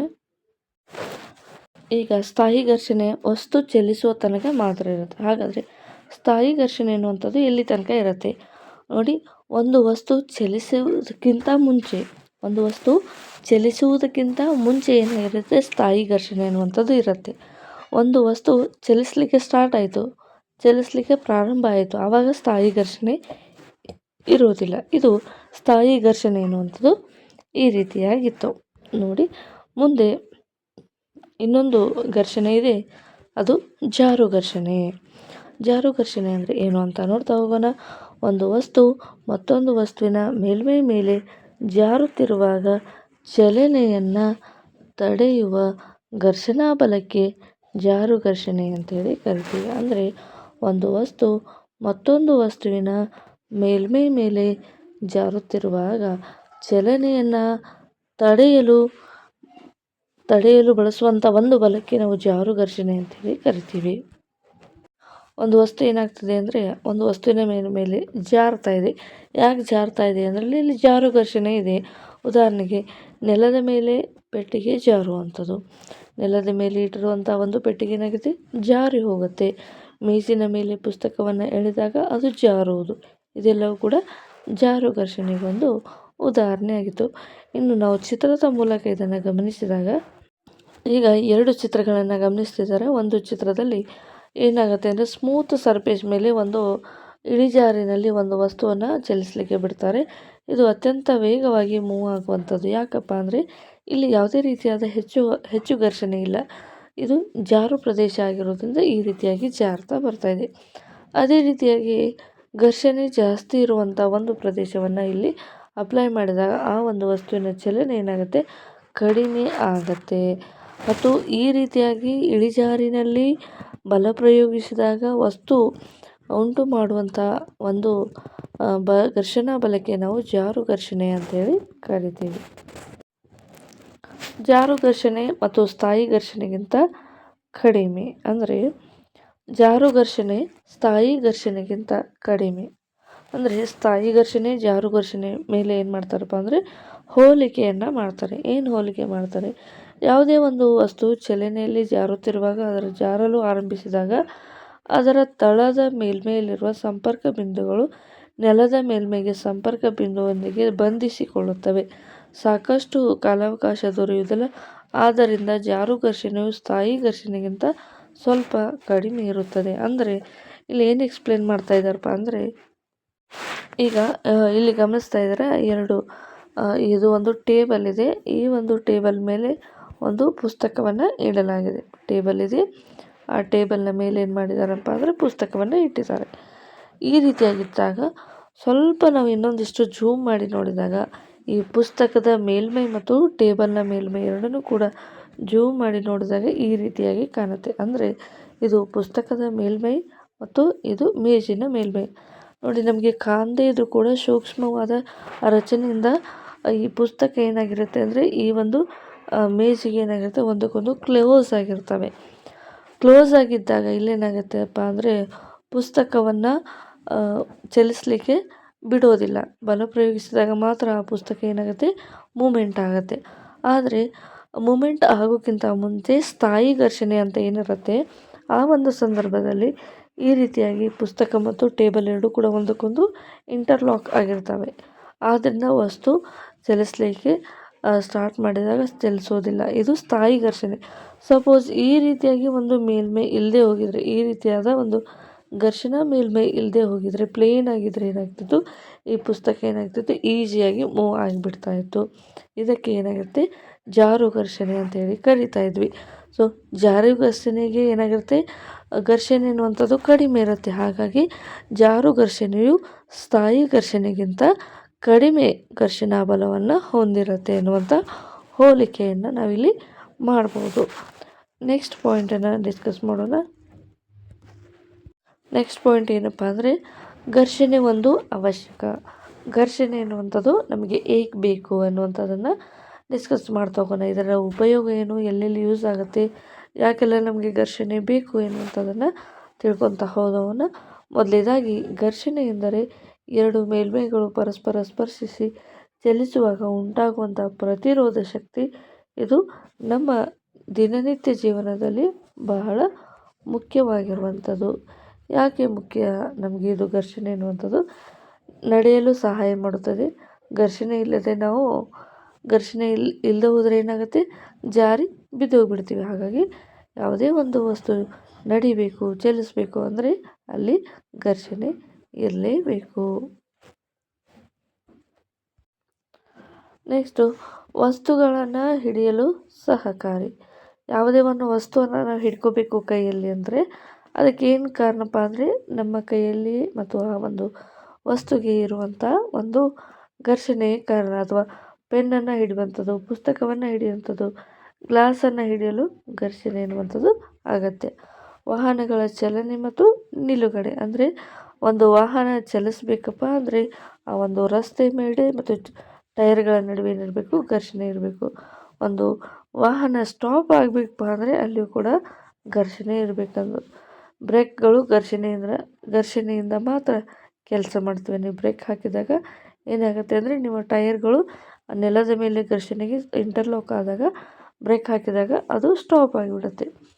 ಬರೆಯಲು ಸಾಧ್ಯವಾಗುತ್ತದೆ. ನಾವು ಏನು ಬರಿತೀವಪ್ಪ, ಯಾಕೆ ಬರಿತೀವಪ್ಪ ಅಂದರೆ ಆ ಪುಸ್ತಕ ಮತ್ತು ಪೆನ್ನಿನ ಮಧ್ಯೆ ಏನಾಗುತ್ತೆ ಅಂದರೆ ಒಂದು ಘರ್ಷಣೆ ಉಂಟಾಗುತ್ತದೆ. ಪೆನ್ನು ಮತ್ತು ಪೆನ್ಸಿಲ್ ಕಾಗದ ಮೇಲೆ ಬರೆಯಲು ಘರ್ಷಣೆಯಿಂದಲೇ. ಬೆಂಕಿ ಹಚ್ಚಲು ಸಹಾಯ. ಕಡ್ಡಿಯನ್ನು ಒರೆಸಿದಾಗ ಬೆಂಕಿ ಹೊತ್ತುಕೊಳ್ಳುತ್ತೆ. ನಾವು ಮ್ಯಾಚ್ ಬಾಕ್ಸ್ ಅನ್ನು ಗಿರಿದಾಗ ಅಲ್ಲಿ ಬೆಂಕಿ ಹೊತ್ಕೊಳ್ಳುತ್ತೆ. ಯಾಕಪ್ಪ ಅಂದರೆ ಆ ಒಂದು ಮ್ಯಾಚ್ ಬಾಕ್ಸ್ ಮೇಲೆ ಇರುವಂತಹ ಗಾಜಿನ ಪುಡಿಯ ಒಂದು ಘರ್ಷಣೆಯಿಂದ ಗಾಜಿನ ಪುಡಿಯೊಂದಿಗೆ ಕೆಂಪು ರಂಜಕ ಇರುವುದರಿಂದ ಅಲ್ಲಿ ಏನಾಗುತ್ತೆ ಅಂದರೆ ಬೆಂಕಿ ಕಡ್ಡಿ ಹತ್ಕೋತೆ. ಸೊ ಈ ಬೆಂಕಿ ಯಾವ ರೀತಿಯಾಗಿ ಕೆಲಸ ಮಾಡುತ್ತೆ, ಏನೆಲ್ಲ ಇದಕ್ಕೆ ಇಂಟ್ರೆಸ್ಟಿಂಗ್ ಆಗಿರುವಂಥ ಮಾಹಿತಿಯನ್ನು ನೀವು ತಿಳ್ಕೊಬೇಕಾಗಿದ್ರೆ ಈಗ ಈ ಒಂದು 8ನೇ ತರಗತಿಯ ಒಂದು ಚಾಪ್ಟರ್ ಇದೆ, ಜ್ವಾಲೆ ಎನ್ನುವಂಥದ್ದು. ಆ ಒಂದು ಚಾಪ್ಟ್ರಲ್ಲಿ ನಾವು ಬೆಂಕಿಯ ಬಗ್ಗೆ, ಬೆಂಕಿ ಪೊಟ್ಟಣ ಯಾವ ರೀತಿಯಾಗಿ ಮಾಡ್ತಾರೆ, ಅಲ್ಲೆಲ್ಲ ಯಾವುದೆಲ್ಲ ಕೆಮಿಕಲ್ಸ್ಗಳನ್ನು ಯೂಸ್ ಮಾಡ್ತಾರೆ, ಬೆಂಕಿಯಿಂದ ಉಂಟಾಗುವಂಥ ಅವಘಡಗಳು ಯಾವ ರೀತಿಯಾಗಿ ನಿಸರ್ಗದಲ್ಲಿ ಫಿನಾಮಿನಾಸ್ಗಳು ನಡೀತವೆ ಎಲ್ಲವನ್ನು ಕೂಡ ಡೀಟೇಲಾಗಿ ಡಿಸ್ಕಸ್ ಮಾಡಿದ್ದೀವಿ. ನೋಡದೇ ಇರೋರು ಆ ಒಂದು ವಿಡಿಯೋನ ಕೂಡ ಕಂಪ್ಲೀಟಾಗಿ ನೋಡ್ಬೋದು. ಬೆಂಕಿ ಕಡ್ಡಿಯನ್ನು ಕೂಡ ಹಚ್ಚಲು ಘರ್ಷಣೆ ಎನ್ನುವಂಥದ್ದು ತುಂಬಾ ಇಂಪಾರ್ಟೆಂಟು. ಈ ಘರ್ಷಣೆ ಬಗ್ಗೆ ಉಪಯೋಗವನ್ನು ನೋಡಿದ್ವಿ. ಅದೇ ರೀತಿಯಾಗಿ ಘರ್ಷಣೆಯಿಂದ ಕೂಡ ಕೆಲವೊಂದಿಷ್ಟು ಅನಾನುಕೂಲಗಳು ಕೂಡ ಇರ್ತವೆ. ಹಾಗಾದರೆ ಅವು ಏನು ಅಂತ ನೋಡ್ತಾ ಹೋಗೋಣ. ಇಲ್ಲಿ ಏನಾಗುತ್ತೆ ಅಂದರೆ ಶಕ್ತಿ ನಷ್ಟವಾಗುತ್ತೆ. ಅಂದರೆ 100% ಇಲ್ಲಿ ಏನಾಗೋದು, ಶಕ್ತಿ ಖರ್ಚಾಗೋದಿಲ್ಲ, ಇಲ್ಲಿ ಶಕ್ತಿ ನಷ್ಟವಾಗುತ್ತೆ.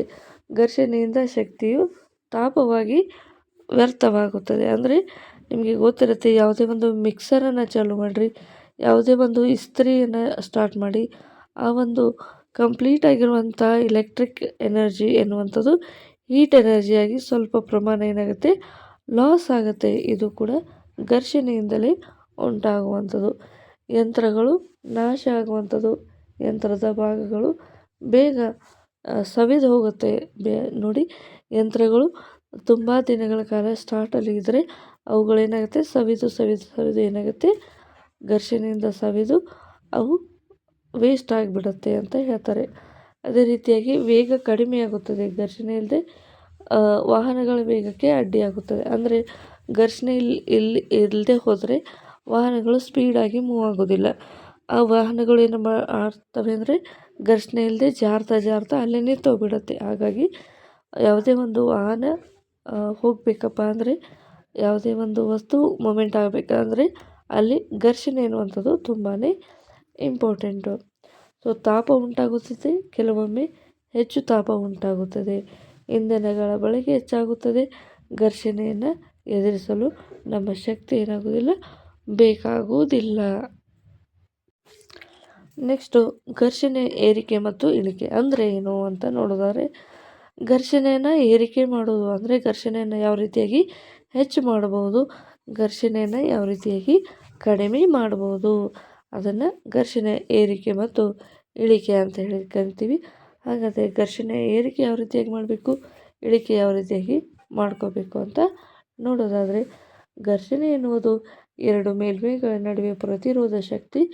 ಕೆಲವು ಕಾರಣಗಳಿಂದ ಘರ್ಷಣೆ ಏರಿಕೆಯಾಗುತ್ತದೆ, ಕೆಲವು ವಿಧಾನಗಳಿಂದ ಇಳಿಕೆ ಆಗುತ್ತದೆ. ಇದಕ್ಕೆ ನಾವು ಘರ್ಷಣೆ ಏರಿಕೆ ಮತ್ತು ಇಳಿಕೆ ಅಂತ ಹೇಳಿ ಕರಿತೀವಿ. ಹಾಗಾದರೆ ಘರ್ಷಣೆ ಏರಿಕೆಯಾಗುವ ಸಂದರ್ಭಗಳು ಯಾವುವು? ಮೇಲ್ಮೈ ಮೇಲೆ ಖಡಕ್ ಅರಳು ಆಗಿದ್ದರೆ ಅಂದರೆ ಹೆಚ್ಚು ಘರ್ಷಣೆ ಉಂಟಾಗುತ್ತದೆ. ಅಂದರೆ ಈ ಒಂದು ರೋಡ್ ಮೇಲೆ ಕೆಲವೊಂದಿಷ್ಟು ಕಡಿಗಳನ್ನು ಹಾಕಿರ್ತಾರೆ, ಸೊ ರೋಡನ್ನು ಮಾಡುವಂಥದ್ರಲ್ಲಿ ಆವಾಗ ಏನಾಗುತ್ತೆ ಅಂದರೆ ಘರ್ಷಣೆ ಜಾಸ್ತಿ ಆಗುತ್ತೆ ಮತ್ತು ಹೆಚ್ಚು ಘರ್ಷಣೆ ಉಂಟಾಗುತ್ತದೆ. ಮತ್ತು ಹೆಚ್ಚು ಒತ್ತಡವನ್ನು ಹಾಕಿದಾಗ, ಒಂದು ವಸ್ತುವಿನ ಮೇಲೆ ಹೆಚ್ಚು ಭಾರ ಹಾಕಿದಾಗ ಏನಾಗುತ್ತೆ ಅಂದರೆ ಮೇಲ್ಮೈಗಳು ಗಟ್ಟಿಯಾಗಿ ಒತ್ತಿಕೊಂಡಿದ್ದರೆ ಘರ್ಷಣೆಗಳು ಹೆಚ್ಚಾಗುತ್ತೆ. ಅಂದರೆ ನೀವು ಆವಾಗಲೇ ನೋಡಿದ್ರಿ, ಒಂದು ವಸ್ತುವನ್ನು ಒಂದು ಇಟ್ಟಲ್ಲಿ ಜಾಗದಲ್ಲಿ ಇಟ್ಟಿದ್ದರೆ ಅದು ಏನಾಗೋದಿಲ್ಲ, ಜೋರಾದ ಒಂದು ಬಲ ಪ್ರಯೋಗಿಸ್ತಾ ಇದ್ದಾಗ ಅದು ಏನಾಗಿರುತ್ತೆ ಅಂದರೆ ಹೆಚ್ಚು ಘರ್ಷಣೆ ಇರುತ್ತೆ. ಅದಕ್ಕಾಗಿ ಅದನ್ನು ಈಸಿಯಾಗಿ ಮೂವ್ ಮಾಡಬೇಕಪ್ಪ ಅಂದರೆ ಆ ಒಂದು ಮೇಲ್ಮೈ ಮೇಲೆ ಹೆಚ್ಚು ಬಲ ಪ್ರಯೋಗವನ್ನು ಮಾಡ್ಕೋಬೇಕು. ಇದರಿಂದ ಘರ್ಷಣೆ ಜಾಸ್ತಿ ಆಗುತ್ತೆ.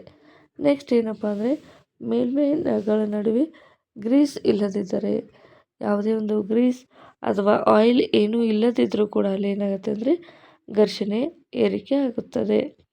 ಅದೇ ರೀತಿಯಾಗಿ ಚಲನೆ ಇಲ್ಲದೆ ಸ್ಥಾಯಿ ಸ್ಥಿತಿಯಲ್ಲಿ ಜಾರು ಘರ್ಷಣೆಗಿಂತ ಹೆಚ್ಚು ಟೈರ್ಗಳು ಆಳವಾದ ಚಿರಟೆಗಳು ಇದ್ದರೆ, ಈ ಒಂದು ವಾಹನಗಳನ್ನು ಮಾಡಿರುವಂಥ ಸಂದರ್ಭದಲ್ಲಿ ವಸ್ತುಗಳಿಗೆ ಏನು ಮಾಡಿರ್ತಾರಪ್ಪ, ವಾಹನದ ಟೈರ್ಗಳೇನಿರ್ತಾವೆ ಆ ಟೈರ್ಗಳಿಗೆ ಏನು ಮಾಡಿರ್ತಾರಪ್ಪ ಅಂದರೆ ಹೆಚ್ಚು ಡಿಸೈನ್ ಆಗಿ ಟೈರ್ಗಳ ಮೇಲ್ಮೈಯನ್ನು ಮಾಡಿರ್ತಾರೆ. ಯಾಕಪ್ಪ ಮಾಡಿರ್ತಾರೆ ಅಂದರೆ ಅದು ಏನಾಗುತ್ತೆ ಅಂದರೆ ಹೆಚ್ಚು ಘರ್ಷಣೆಯನ್ನು ಉಂಟು ಮಾಡುತ್ತದೆ, ರಸ್ತೆಯೊಂದಿಗೆ ಅದು ಹೆಚ್ಚು ಘರ್ಷಣೆಯನ್ನು ಉಂಟು ಮಾಡುತ್ತದೆ. ಹಾಗಾದರೆ ಈಗ ಘರ್ಷಣೆಯನ್ನು ಏರಿಕೆ ಮಾಡುವುದು ಯಾವ ರೀತಿಯಾಗಿ ಅಂತ ನೋಡಿದ್ರಿ, ಈಗ ಘರ್ಷಣೆಯನ್ನು ಕಡಿಮೆ ಮಾಡುವುದು ಯಾವ ರೀತಿಯಾಗಿ ಅಂತ ನೋಡ್ತಾ ಹೋಗೋಣ. ಮೇಲ್ಮೈಗಳು ನಯವಾಗಿದ್ದರೆ ಅಂದರೆ ಮೇಲ್ಮೈ ಸರ್ಫೇಸ್, ಯಾವುದೇ ಒಂದು ವಸ್ತುವು ಮೂವ್ ಆಗಬೇಕಾದ್ರೆ ಅದರ ಒಂದು ಮೇಲ್ಮೈ ಸರ್ಫೇಸು ನಯವಾಗಿದ್ದರೆ ಏನಾಗುತ್ತೆ ಅಂದರೆ ಘರ್ಷಣೆ ಕಡಿಮೆ ಆಗುತ್ತೆ. ಎಣ್ಣೆ ಅಥವಾ ಗ್ರೀಸ್ ಬಳಸಿದ್ದರೆ, ಒಂದು ವಾಹನಗಳ ಯಂತ್ರದ ಬಿಡಿ ಭಾಗಗಳನ್ನು ನಾವು ಉಪಯೋಗಿಸ್ಬೇಕಾದ್ರೆ ಅಲ್ಲಿ ಕೆಲವೊಂದಿಷ್ಟು ಎಣ್ಣೆ ಮತ್ತು ಗ್ರೀಸ್ಗಳನ್ನು ಬಳಸ್ತೀವಿ. ಯಾಕಪ್ಪ ಅಂದರೆ ಘರ್ಷಣೆ ಜಾಸ್ತಿ ಆಗಬಾರ್ದು, ಅಲ್ಲಿ ಯಾವುದೇ ರೀತಿಯಾದ ಯಂತ್ರದ ನಷ್ಟ ಉಂಟಾಗಬಾರ್ದು ಅಂತ ಹೇಳಿ ಎಣ್ಣೆ ಮತ್ತು ಗ್ರೀಸ್ಗಳನ್ನು ಬಳಸಿದರೆ ಅಲ್ಲಿ ಘರ್ಷಣೆ ಕಡಿಮೆ ಆಗುತ್ತೆ. ಲುಬ್ರಿಕೇಷನ್ ಈ ಒಂದು ಲುಬ್ರಿಕೇಷನ್ ಅಂದರೆ ಏನಪ್ಪ ಅಂದರೆ ಒಂದು ವಸ್ತುವಿನ ಘರ್ಷಣೆಯನ್ನು ಕಡಿಮೆಗೊಳಿಸಲು ಅದಕ್ಕೆ ಗ್ರೀಸ್ ಮತ್ತು ಎಣ್ಣೆಯನ್ನು ಹಾಕುವಂಥ ಒಂದು ಪ್ರಕ್ರಿಯೆಗೆ ಲುಬ್ರಿಕೇಷನ್ ಅಂತ ಹೇಳಿ ಕರಿತೀವಿ. ಮತ್ತು ಚಕ್ರಗಳು ಬಾಲ್ ಬೇರಿಂಗ್ಗಳ ಬಳಸಿದರೆ, ವಾಹನಗಳ ಚಕ್ರಗಳಿಗೆ ಬಾಲ್ ಬೇರಿಂಗನ್ನು ಬಳಸಿದರೆ ಜಾರು ಘರ್ಷಣೆಯ ಬದಲು ಉರುಳು ಘರ್ಷಣೆ ಉಂಟಾಗುತ್ತದೆ. ಅದೇ ರೀತಿಯಾಗಿ ಭಾರ ಕಡಿಮೆ ಇದ್ದರೆ, ಅಂದರೆ ಇಲ್ಲಿ ಯಾವುದೇ ಒಂದು ವಸ್ತುವಿನ ತೂಕ ಜಾಸ್ತಿ ಇದ್ದರೆ, ತೂಕ ಹೆಚ್ಚಾಗಿದ್ದರೆ ಅಲ್ಲಿ ಘರ್ಷಣೆ ಹೆಚ್ಚಾಗಿರುತ್ತೆ. ಅಥವಾ ಇಲ್ಲಿ ಭಾರ ಕಡಿಮೆ ಇದ್ದರೆ ಏನಾಗುತ್ತೆ ಅಂದರೆ ಒತ್ತಡ ಕಡಿಮೆ ಇರೋದ್ರಿಂದ ಘರ್ಷಣೆ ಕಡಿಮೆ ಆಗುತ್ತೆ. ಗಾಳಿಯ ಕುಶನ್ ಅಥವಾ ಚುಂಬಕ ತಂತ್ರಜ್ಞಾನ, ಮ್ಯಾಗ್ನೆಟಿಕ್ ಟೆಕ್ನಾಲಜಿ ಅಂತ ಹೇಳಿ ಕರಿತೀವಿ. ಅಂದರೆ ಮ್ಯಾಗ್ವೆಲ್ ರೈಲುಗಳು, ಅಂದರೆ ಮ್ಯಾಗ್ನೆಟಿಕ್ ರೈಲ್ ಅಂತ ಹೇಳಿ ಕರಿತೀವಿ. ಈಗ ಸ್ಪೀಡಾಗಿ ಮೂವ್ ಆಗುವಂಥ ರೈಲ್ಗಳನ್ನು ನಾವು ನೋಡಿದ್ದೀವಿ. ಆ ರೈಲ್ಗಳಲ್ಲಿ ಏನಾಗುತ್ತೆ ಅಂದರೆ ಮ್ಯಾಗ್ನೆಟಿಕ್ ಫೋರ್ಸ್ ಇರೋದ್ರಿಂದ ಇಲ್ಲಿ ಚುಂಬಕ ತಂತ್ರಜ್ಞಾನ ಅಥವಾ ಗಾಳಿಯ ಕುಶನ್ ಅಂತಂದರೆ ಏನಪ್ಪ ಅಂದರೆ, ಈಗ ಯಾವುದೇ ಒಂದು ರನ್ನರ್ ಅಂದರೆ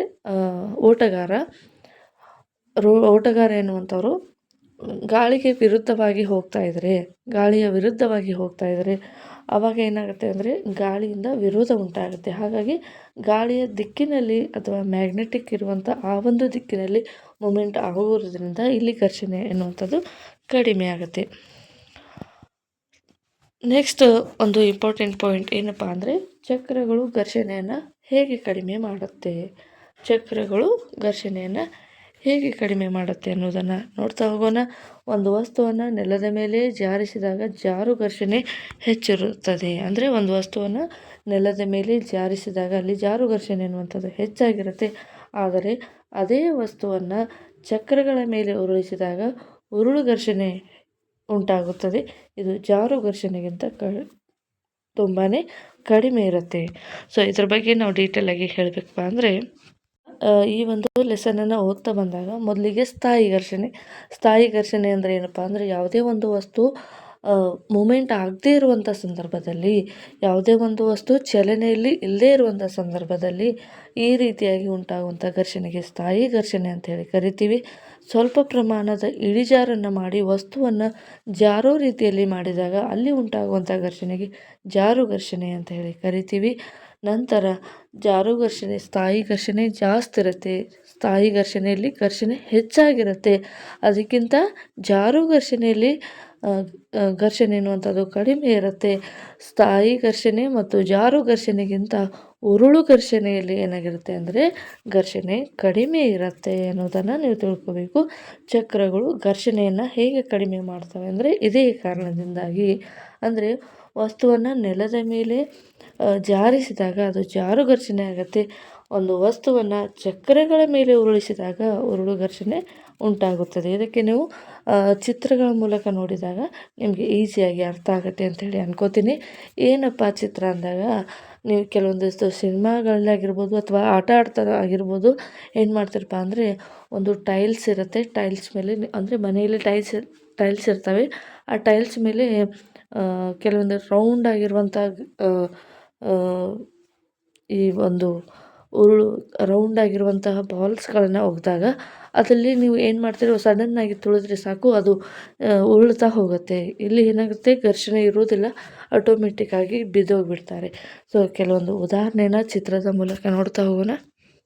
ಓಕೆ, ಇಲ್ಲಿ ಒಂದು ಚಿತ್ರವನ್ನು ಗಮನಿಸ್ತಾ ಇದ್ದೀರಾ.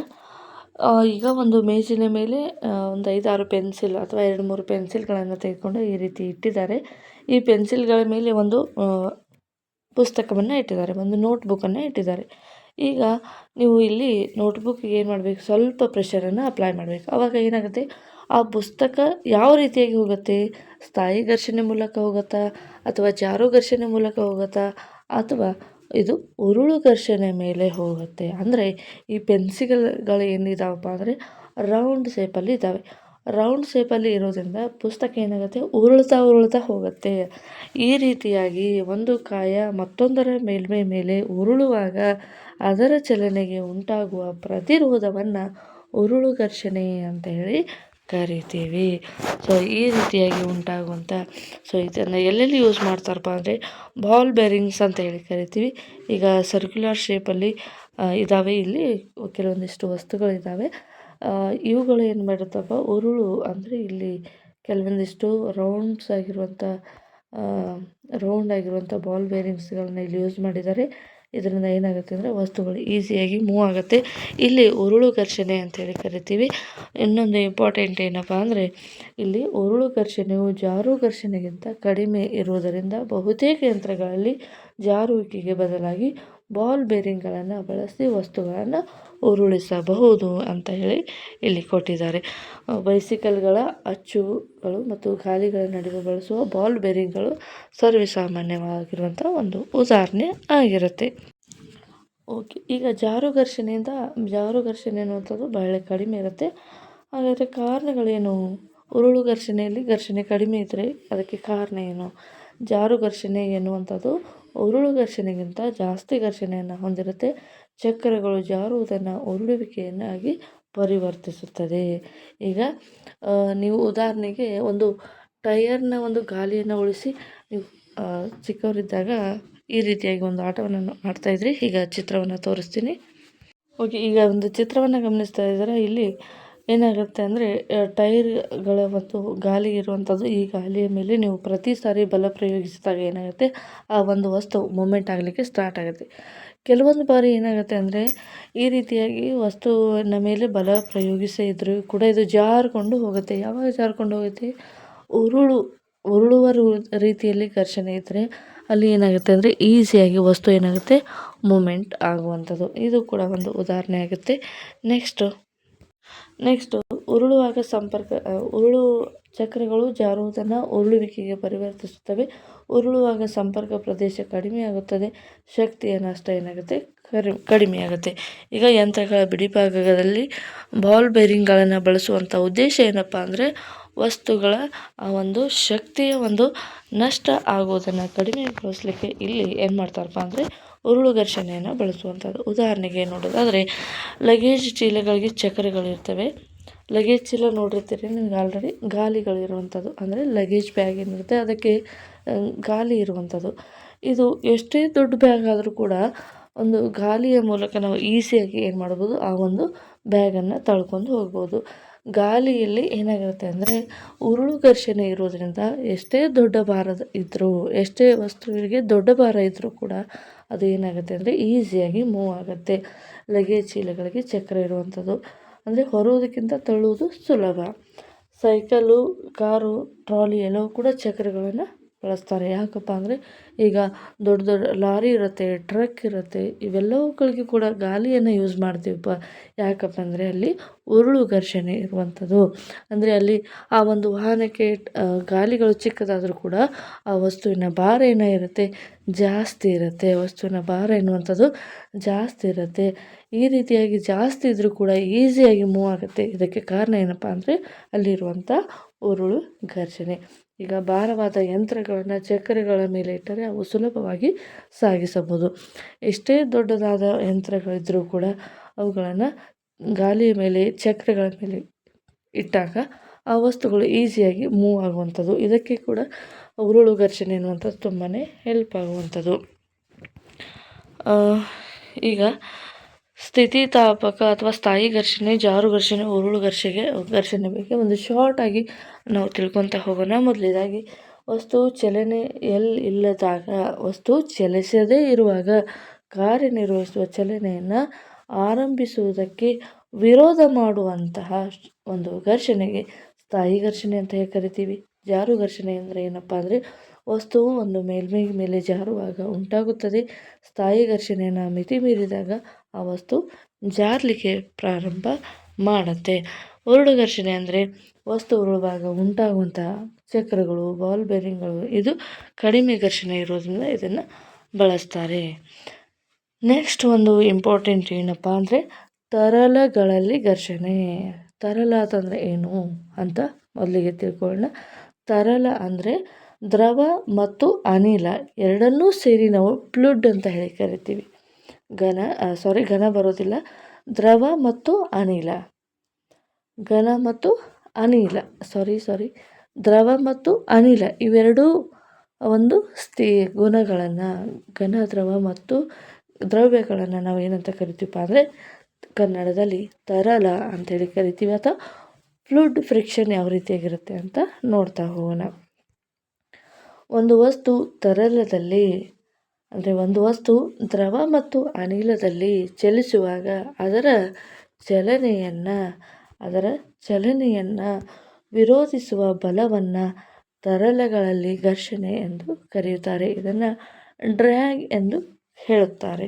ಡ್ರ್ಯಾಗ್ ಅಂದರೆ ಏನಪ್ಪ, ಎಳೆಯುವುದು, ಜಗ್ಗುವುದು. ಇದಕ್ಕೆ ನಾವು ಇಂಗ್ಲೀಷ್ನಲ್ಲಿ ಡ್ರ್ಯಾಗ್ ಅಂತ ಹೇಳಿ ಕರಿತೀವಿ. ಇದು ಎಲ್ಲಿ ಉಂಟಾಗ್ತದೆ ಅಂದರೆ ಅದು ತರಲಗಳಲ್ಲಿ ಉಂಟಾಗುತ್ತದೆ. ತರಲ ಅಂದರೆ ಏನು, ದ್ರವ ಮತ್ತು ಅನಿಲಕ್ಕೆ ನಾವು ತರಲ ಅಂತ ಹೇಳಿ ಕರಿತೀವಿ. ಈ ಒಂದು ತರಲದಲ್ಲಿ ದ್ರವ ಮತ್ತು ಅನಿಲಗಳು ಚಲಿಸುವಾಗ ಅದರ ಚಲನೆಯನ್ನು ವಿರೋಧಿಸುವ ಬಲವನ್ನು ತರಲಗಳಲ್ಲಿ ಘರ್ಷಣೆ ಎಂದು ಹೇಳಿ ಕರಿತೀವಿ. ಇದನ್ನು ನಾವು ಡ್ರ್ಯಾಗ್, DRAG ಡ್ರ್ಯಾಗ್ ಅಂತ ಹೇಳಿ ಕರಿತೀವಿ. ತರಲಗಳಿಗೆ ಉದಾಹರಣೆ ಏನು? ಈಗ ದ್ರವಗಳಂತ ಬಂದಾಗ ನೀರು ಅಥವಾ ಎಣ್ಣೆ, ಅನಿಲ ಅಂತಂದಾಗ ಅದು ಗಾಳಿ. ಇವುಗಳಿಗೆ ನಾವು ತರಲಗಳು ಅಂತ ಹೇಳಿ ಕರಿತೀವಿ. ನೆಕ್ಸ್ಟು ತರಲಗಳಲ್ಲಿ ಘರ್ಷಣೆಯ ಲಕ್ಷಣಗಳು ಏನು? ಈ ದ್ರವಗಳಲ್ಲಿ ಘರ್ಷಣೆಯ ಲಕ್ಷಣ ಯಾವ ರೀತಿಯಾಗಿರುತ್ತೆ ಅಂತ ನೋಡಿದಾಗ ವಸ್ತುವಿನ ವೇಗ ಹೆಚ್ಚಾದಂತೆ ಘರ್ಷಣೆ ಹೆಚ್ಚಾಗುತ್ತದೆ. ವಸ್ತುವಿನ ಆಕಾರದ ಮೇಲೆ ಇದು ಅವಲಂಬಿಸಿರುತ್ತದೆ. ತರಲದ ದಟ್ಟಣೆಯ ಮೇಲೆ ಇದು ಅವಲಂಬಿಸಿರುತ್ತದೆ. ಚಲನೆಯ ದಿಕ್ಕಿಗೆ ವಿರುದ್ಧವಾಗಿ ಇದು ಏನಾಗುತ್ತೆ, ಕಾರ್ಯವನ್ನು ನಿರ್ವಹಿಸುತ್ತದೆ. ಇದು ತರಲೆಗಳಲ್ಲಿ ಘರ್ಷಣೆಯ ಲಕ್ಷಣಗಳು. ಹಾಗಾದರೆ ತರಲೆ ಘರ್ಷಣೆಯನ್ನು ಪ್ರಭಾವಿಸುವ ಅಂಶಗಳು ಯಾವುವು ಅಂತ ನೋಡೋದಾದರೆ ವಸ್ತುವಿನ ವೇಗ, ವಸ್ತುವಿನ ಆಕಾರ, ವಸ್ತುವಿನ ದಟ್ಟಣೆ. ವಸ್ತುವಿನ ದಟ್ಟಣೆ ಅಂದರೆ ಒಂದು ವಸ್ತು ಇನ್ನೊಂದು ವಸ್ತುವಿಗೆ ಎಷ್ಟು ಹತ್ತಿರದಲ್ಲಿದೆ, ಎಷ್ಟು ದಟ್ಟಣೆಯಲ್ಲಿದೆ ಅದರ ಮೇಲೆ ಈ ಒಂದು ಫ್ಲೂಯಿಡ್ಗಳು ಏನಾಗಿರ್ತವೆ, ಅನಿಲಗಳು ಏನಾಗಿರ್ತಾವಪ್ಪ ಅಂದರೆ ಡಿಪೆಂಡ್ ಆಗಿರ್ತವೆ. ವಸ್ತುವಿನ ವೇಗ, ವಸ್ತುವಿನ ಆಕಾರ, ವಸ್ತುವಿನ ದಟ್ಟಣೆ ಅಥವಾ ವಸ್ತುವಿನ ಮೇಲ್ಮೈ ಪ್ರದೇಶ ಕೂಡ ಏನಾಗಿರುತ್ತೆ ಅಂದರೆ ಈ ತರಲಗಳ ಘರ್ಷಣೆಗೆ ಕಾರಣವಾಗಿರುತ್ತೆ. ತರಲಗಳ ಘರ್ಷಣೆಗೆ ಪ್ರಭಾವಿಸುವಂಥ ಅಂಶಗಳು ವಸ್ತುವಿನ ವೇಗ, ವಸ್ತುವಿನ ಆಕಾರ, ವಸ್ತುವಿನ ದಟ್ಟಣೆ ಮತ್ತು ವಸ್ತುವಿನ ಪ್ರದೇಶ. ನೆಕ್ಸ್ಟು, ತರಲಗಳಲ್ಲಿ ಘರ್ಷಣೆಯನ್ನು ಕಡಿಮೆ ಮಾಡುವ ವಿಧಾನಗಳು ಯಾವ ರೀತಿಯಾಗಿ ಇರ್ತವೆ? ಹಾಗಾದರೆ ವಸ್ತುವಿನ ಆಕಾರ ದೊಡ್ಡದಿದ್ದಾಗ ಘರ್ಷಣೆ ಹೆಚ್ಚಾಗುತ್ತೆ, ವಸ್ತುವಿನ ದಟ್ಟಣೆ ಹೆಚ್ಚಿದಾಗ ಹೆಚ್ಚಾಗುತ್ತೆ ಘರ್ಷಣೆ. ಹಾಗಾದರೆ ಇದನ್ನೆಲ್ಲ ಕಡಿಮೆ ಮಾಡೋದು ಹೇಗೆ ಅದನ್ನು ಕೂಡ ನೋಡೋಣ. ವಸ್ತುಗಳಿಗೆ ಸ್ಟ್ರೀಮ್ಲೈನ್ ಆಕಾರ ನೀಡುವುದು. ಸ್ಟ್ರೀಮ್ಲೈನ್ ಆಕಾರ ಅಂದರೆ ಏನು? ಯಾವ ರೀತಿಯಾಗಿ ಸ್ಟ್ರೀಮ್ಲೈನ್ ಮಾಡಬೇಕು? ಈಗ ಸಪೋಸ್ ನಿಮಗೊಂದು ಉದಾಹರಣೆ ಹೇಳ್ತೀನಿ. ಮೀನು ನೀರಲ್ಲಿ ಇರಬೇಕಾಗತ್ತೆ. ಮೀನು ನೀರಲ್ಲಿ ಸರಾಗವಾಗಿ ಚಲಿಸ್ಬೇಕಪ್ಪ ಅಂದರೆ ಅದಕ್ಕೆ ಒಂದು ನಿರ್ದಿಷ್ಟವಾದ ಆಕಾರ ಇಂಪಾರ್ಟೆಂಟು. ನೋಡಿ, ಈಗ ಒಂದು ದೊಡ್ಡದಾದ ಚೌಕ್ ಬಾಕ್ಸನ್ನು ನೀರಲ್ಲಿ ಪ್ರೆಷರಾಗಿ ಒತ್ತುತ್ತಾ ಬನ್ನಿ, ಅದು ಈಸಿಯಾಗಿ ಮೂವ್ ಆಗೋದಿಲ್ಲ. ಅದೇ ರೀತಿಯಾಗಿ ಒಂದು ಶಾರ್ಪ್ ಆಗಿರುವಂತಹ ಸೂಜಿ ಅಥವಾ ಮೊಳೆಯನ್ನು ಒಗಿತಾ ಬನ್ನಿ, ಅದು ಎಷ್ಟು ಬೇಗ ಏನಾಗುತ್ತೆ, ಮುಳುಗಿ ಹೋಗುತ್ತೆ. ಯಾಕಪ್ಪ ಮುಳುಗಿ ಹೋಗುತ್ತೆ? ಅದು ಈಗ ಮೀನುಗಳನ್ನು ತಗೋತೀನಿ ನಾನು ಉದಾಹರಣೆ. ಮೀನುಗಳು ಅಂದರೆ ನಿಮ್ಗೆ ಐಡಿಯಾ ಬರುತ್ತೆ. ಮೀನು ಯಾವ ರೀತಿ ಸೇಪ್ ಇರುತ್ತೆ ಅಂದರೆ ಮೀನುಗಳ ಆಕಾರ ಈ ರೀತಿಯ ಮುಂದೆಗೆ ಚೂಪಿರುತ್ತೆ, ಹಿಂದೆಗೆ ಈ ರೀತಿಯಾಗಿ ಸ್ಪ್ರೆಡ್ ಆಗಿರುತ್ತೆ. ಸೊ ಫಾರ್ ಎಕ್ಸಾಂಪಲ್ ಹಿಂಗೆ ಅಂದ್ಕೊಳ್ಳೋಣ, ಮೀನಂದರೆ ಈ ಮೀನುಗಳು ಏನಾಗಿರುತ್ತೆ, ಈ ರೀತಿಯಾಗಿರುತ್ತೆ ಸೇಪು. ಸೊ ಈ ರೀತಿಯಾಗಿದ್ದಾಗ ಈ ಒಂದು ಮೀನಿನ ಒಂದು ಮುಂದಿನ ತುದಿ ಏನಿರುತ್ತೆ ಇದು ನೀರನ್ನು ಸೀಳ್ಕೊಂಡು ಮುಂದೆ ಹೋಗುತ್ತೆ. ಇದಕ್ಕೆ ನಾವು ಸ್ಟ್ರೀಮ್ ಲೈನ್ ಆಕಾರ ಅಂತೇಳಿ ಕರಿತೀವಿ. ಸಪೋಸ್ ಏರೋಪ್ಲೇನ್ಗಳನ್ನು ನೋಡಿರಬೇಕು. ಏರೋಪ್ಲೇನ್ಗಾಗಿರ್ಬೋದು ಅಥವಾ ಗಾಳಿಯ ಮೇಲೆ ಚಲಿಸುವಂತಹ ಹಕ್ಕಿಗಳಿರ್ಬೋದು, ಪಕ್ಷಿಗಳಿರ್ಬೋದು, ಯಾವ ರೀತಿಯಾಗಿ ಅವು ಜೀವಿಸ್ತವೆ? ಅವುಗಳು ರೆಕ್ಕೆಯನ್ನು ಬಿಚ್ಚಿರ್ತವೆ. ಅವುಗಳ ಮುಖ ಏನಾಗಿರುತ್ತೆ ಅಂದರೆ ಹಾರುವಂಥ ಸಂದರ್ಭದಲ್ಲಿ ಆ ಒಂದು ಪಕ್ಷಿಗಳು ಗಾಳಿಯಲ್ಲಿ ಹಾರುವಂಥ ಸಂದರ್ಭದಲ್ಲಿ ಸ್ಟ್ರೀಮ್ ಲೈನ್ ಫ್ಲೋ ಆಗಿ ಹೋಗುತ್ತೆ. ಯಾಕಂಬ ಅಂದರೆ ಗಾಳಿಯ ಘರ್ಷಣೆಯನ್ನು ಸೀಳಿಕೊಂಡು ಅವು ಮುಂದಕ್ಕೆ ಹೋಗಬೇಕಾಗಿರುತ್ತೆ. ಹಾಗಾಗಿ ಸ್ಟ್ರೀಮ್ ಲೈನ್ ಆಕಾರದಲ್ಲಿ ಇರೋದ್ರಿಂದ ತರಲಗಳ ಘರ್ಷಣೆಯನ್ನು ಕಡಿಮೆ ಮಾಡ್ಬೋದು. ಸೊ ಇಲ್ಲಿ ವಿಮಾನವನ್ನು ತಯಾರಿಕೆ ಮಾಡುವಂಥ ಉದ್ದೇಶ ಏನಪ್ಪ ಅಂದರೆ ಈ ಒಂದು ಪಕ್ಷಿಗಳು ಯಾವ ರೀತಿಯಾಗಿರುತ್ತವೆ ಈ ಒಂದು ಆಕಾರವನ್ನೇ ತೆಗೆದುಕೊಂಡು ಈ ಒಂದು ವಿಮಾನವನ್ನು ರಚನೆ ಮಾಡಿರುವಂಥದ್ದು. ಹಾಗಾಗಿ ಈ ಪಕ್ಷಿಗಳು ಯಾವ ರೀತಿಯಾಗಿರುತ್ತೆ, ವಿಮಾನವನ್ನು ಕೂಡ ಅದೇ ರೀತಿಯಾಗಿ ಡಿಸೈನ್ ಮಾಡಿದಾಗ ಮಾತ್ರ ಅವು ಗಾಳಿಯ ವಿರೋಧವನ್ನು ಸೀಳಿಕೊಂಡು ಮುಂದೆ ಹೋಗಲಿಕ್ಕೆ ಸಾಧ್ಯ ಆಗುತ್ತೆ. ಈ ರೀತಿಯಾಗಿರುವಂಥ ಆಕಾರಗಳಿಗೆ ನಾವು ಸ್ಟ್ರೀಮ್ ಲೈನ್ ಡಿಸೈನ್ ಅಂತ ಹೇಳಿ ಕರಿತೀವಿ. ನೆಕ್ಸ್ಟು ಉದಾಹರಣೆಗಳನ್ನು ನೋಡಿದ್ವಿ ಆವಾಗಲೇ. ಗಾಳಿಯಲ್ಲಿ ಹಾರುವ ವಿಮಾನ ಮತ್ತು ನೀರಿನಲ್ಲಿ ಈಜುವ ಮೀನು ಇವೆಲ್ಲವೂ ಕೂಡ ಸ್ಟ್ರೀಮ್ ಲೈನ್ ಆಕಾರ ಅಂಥೇಳಿ ಕರಿತೀವಿ.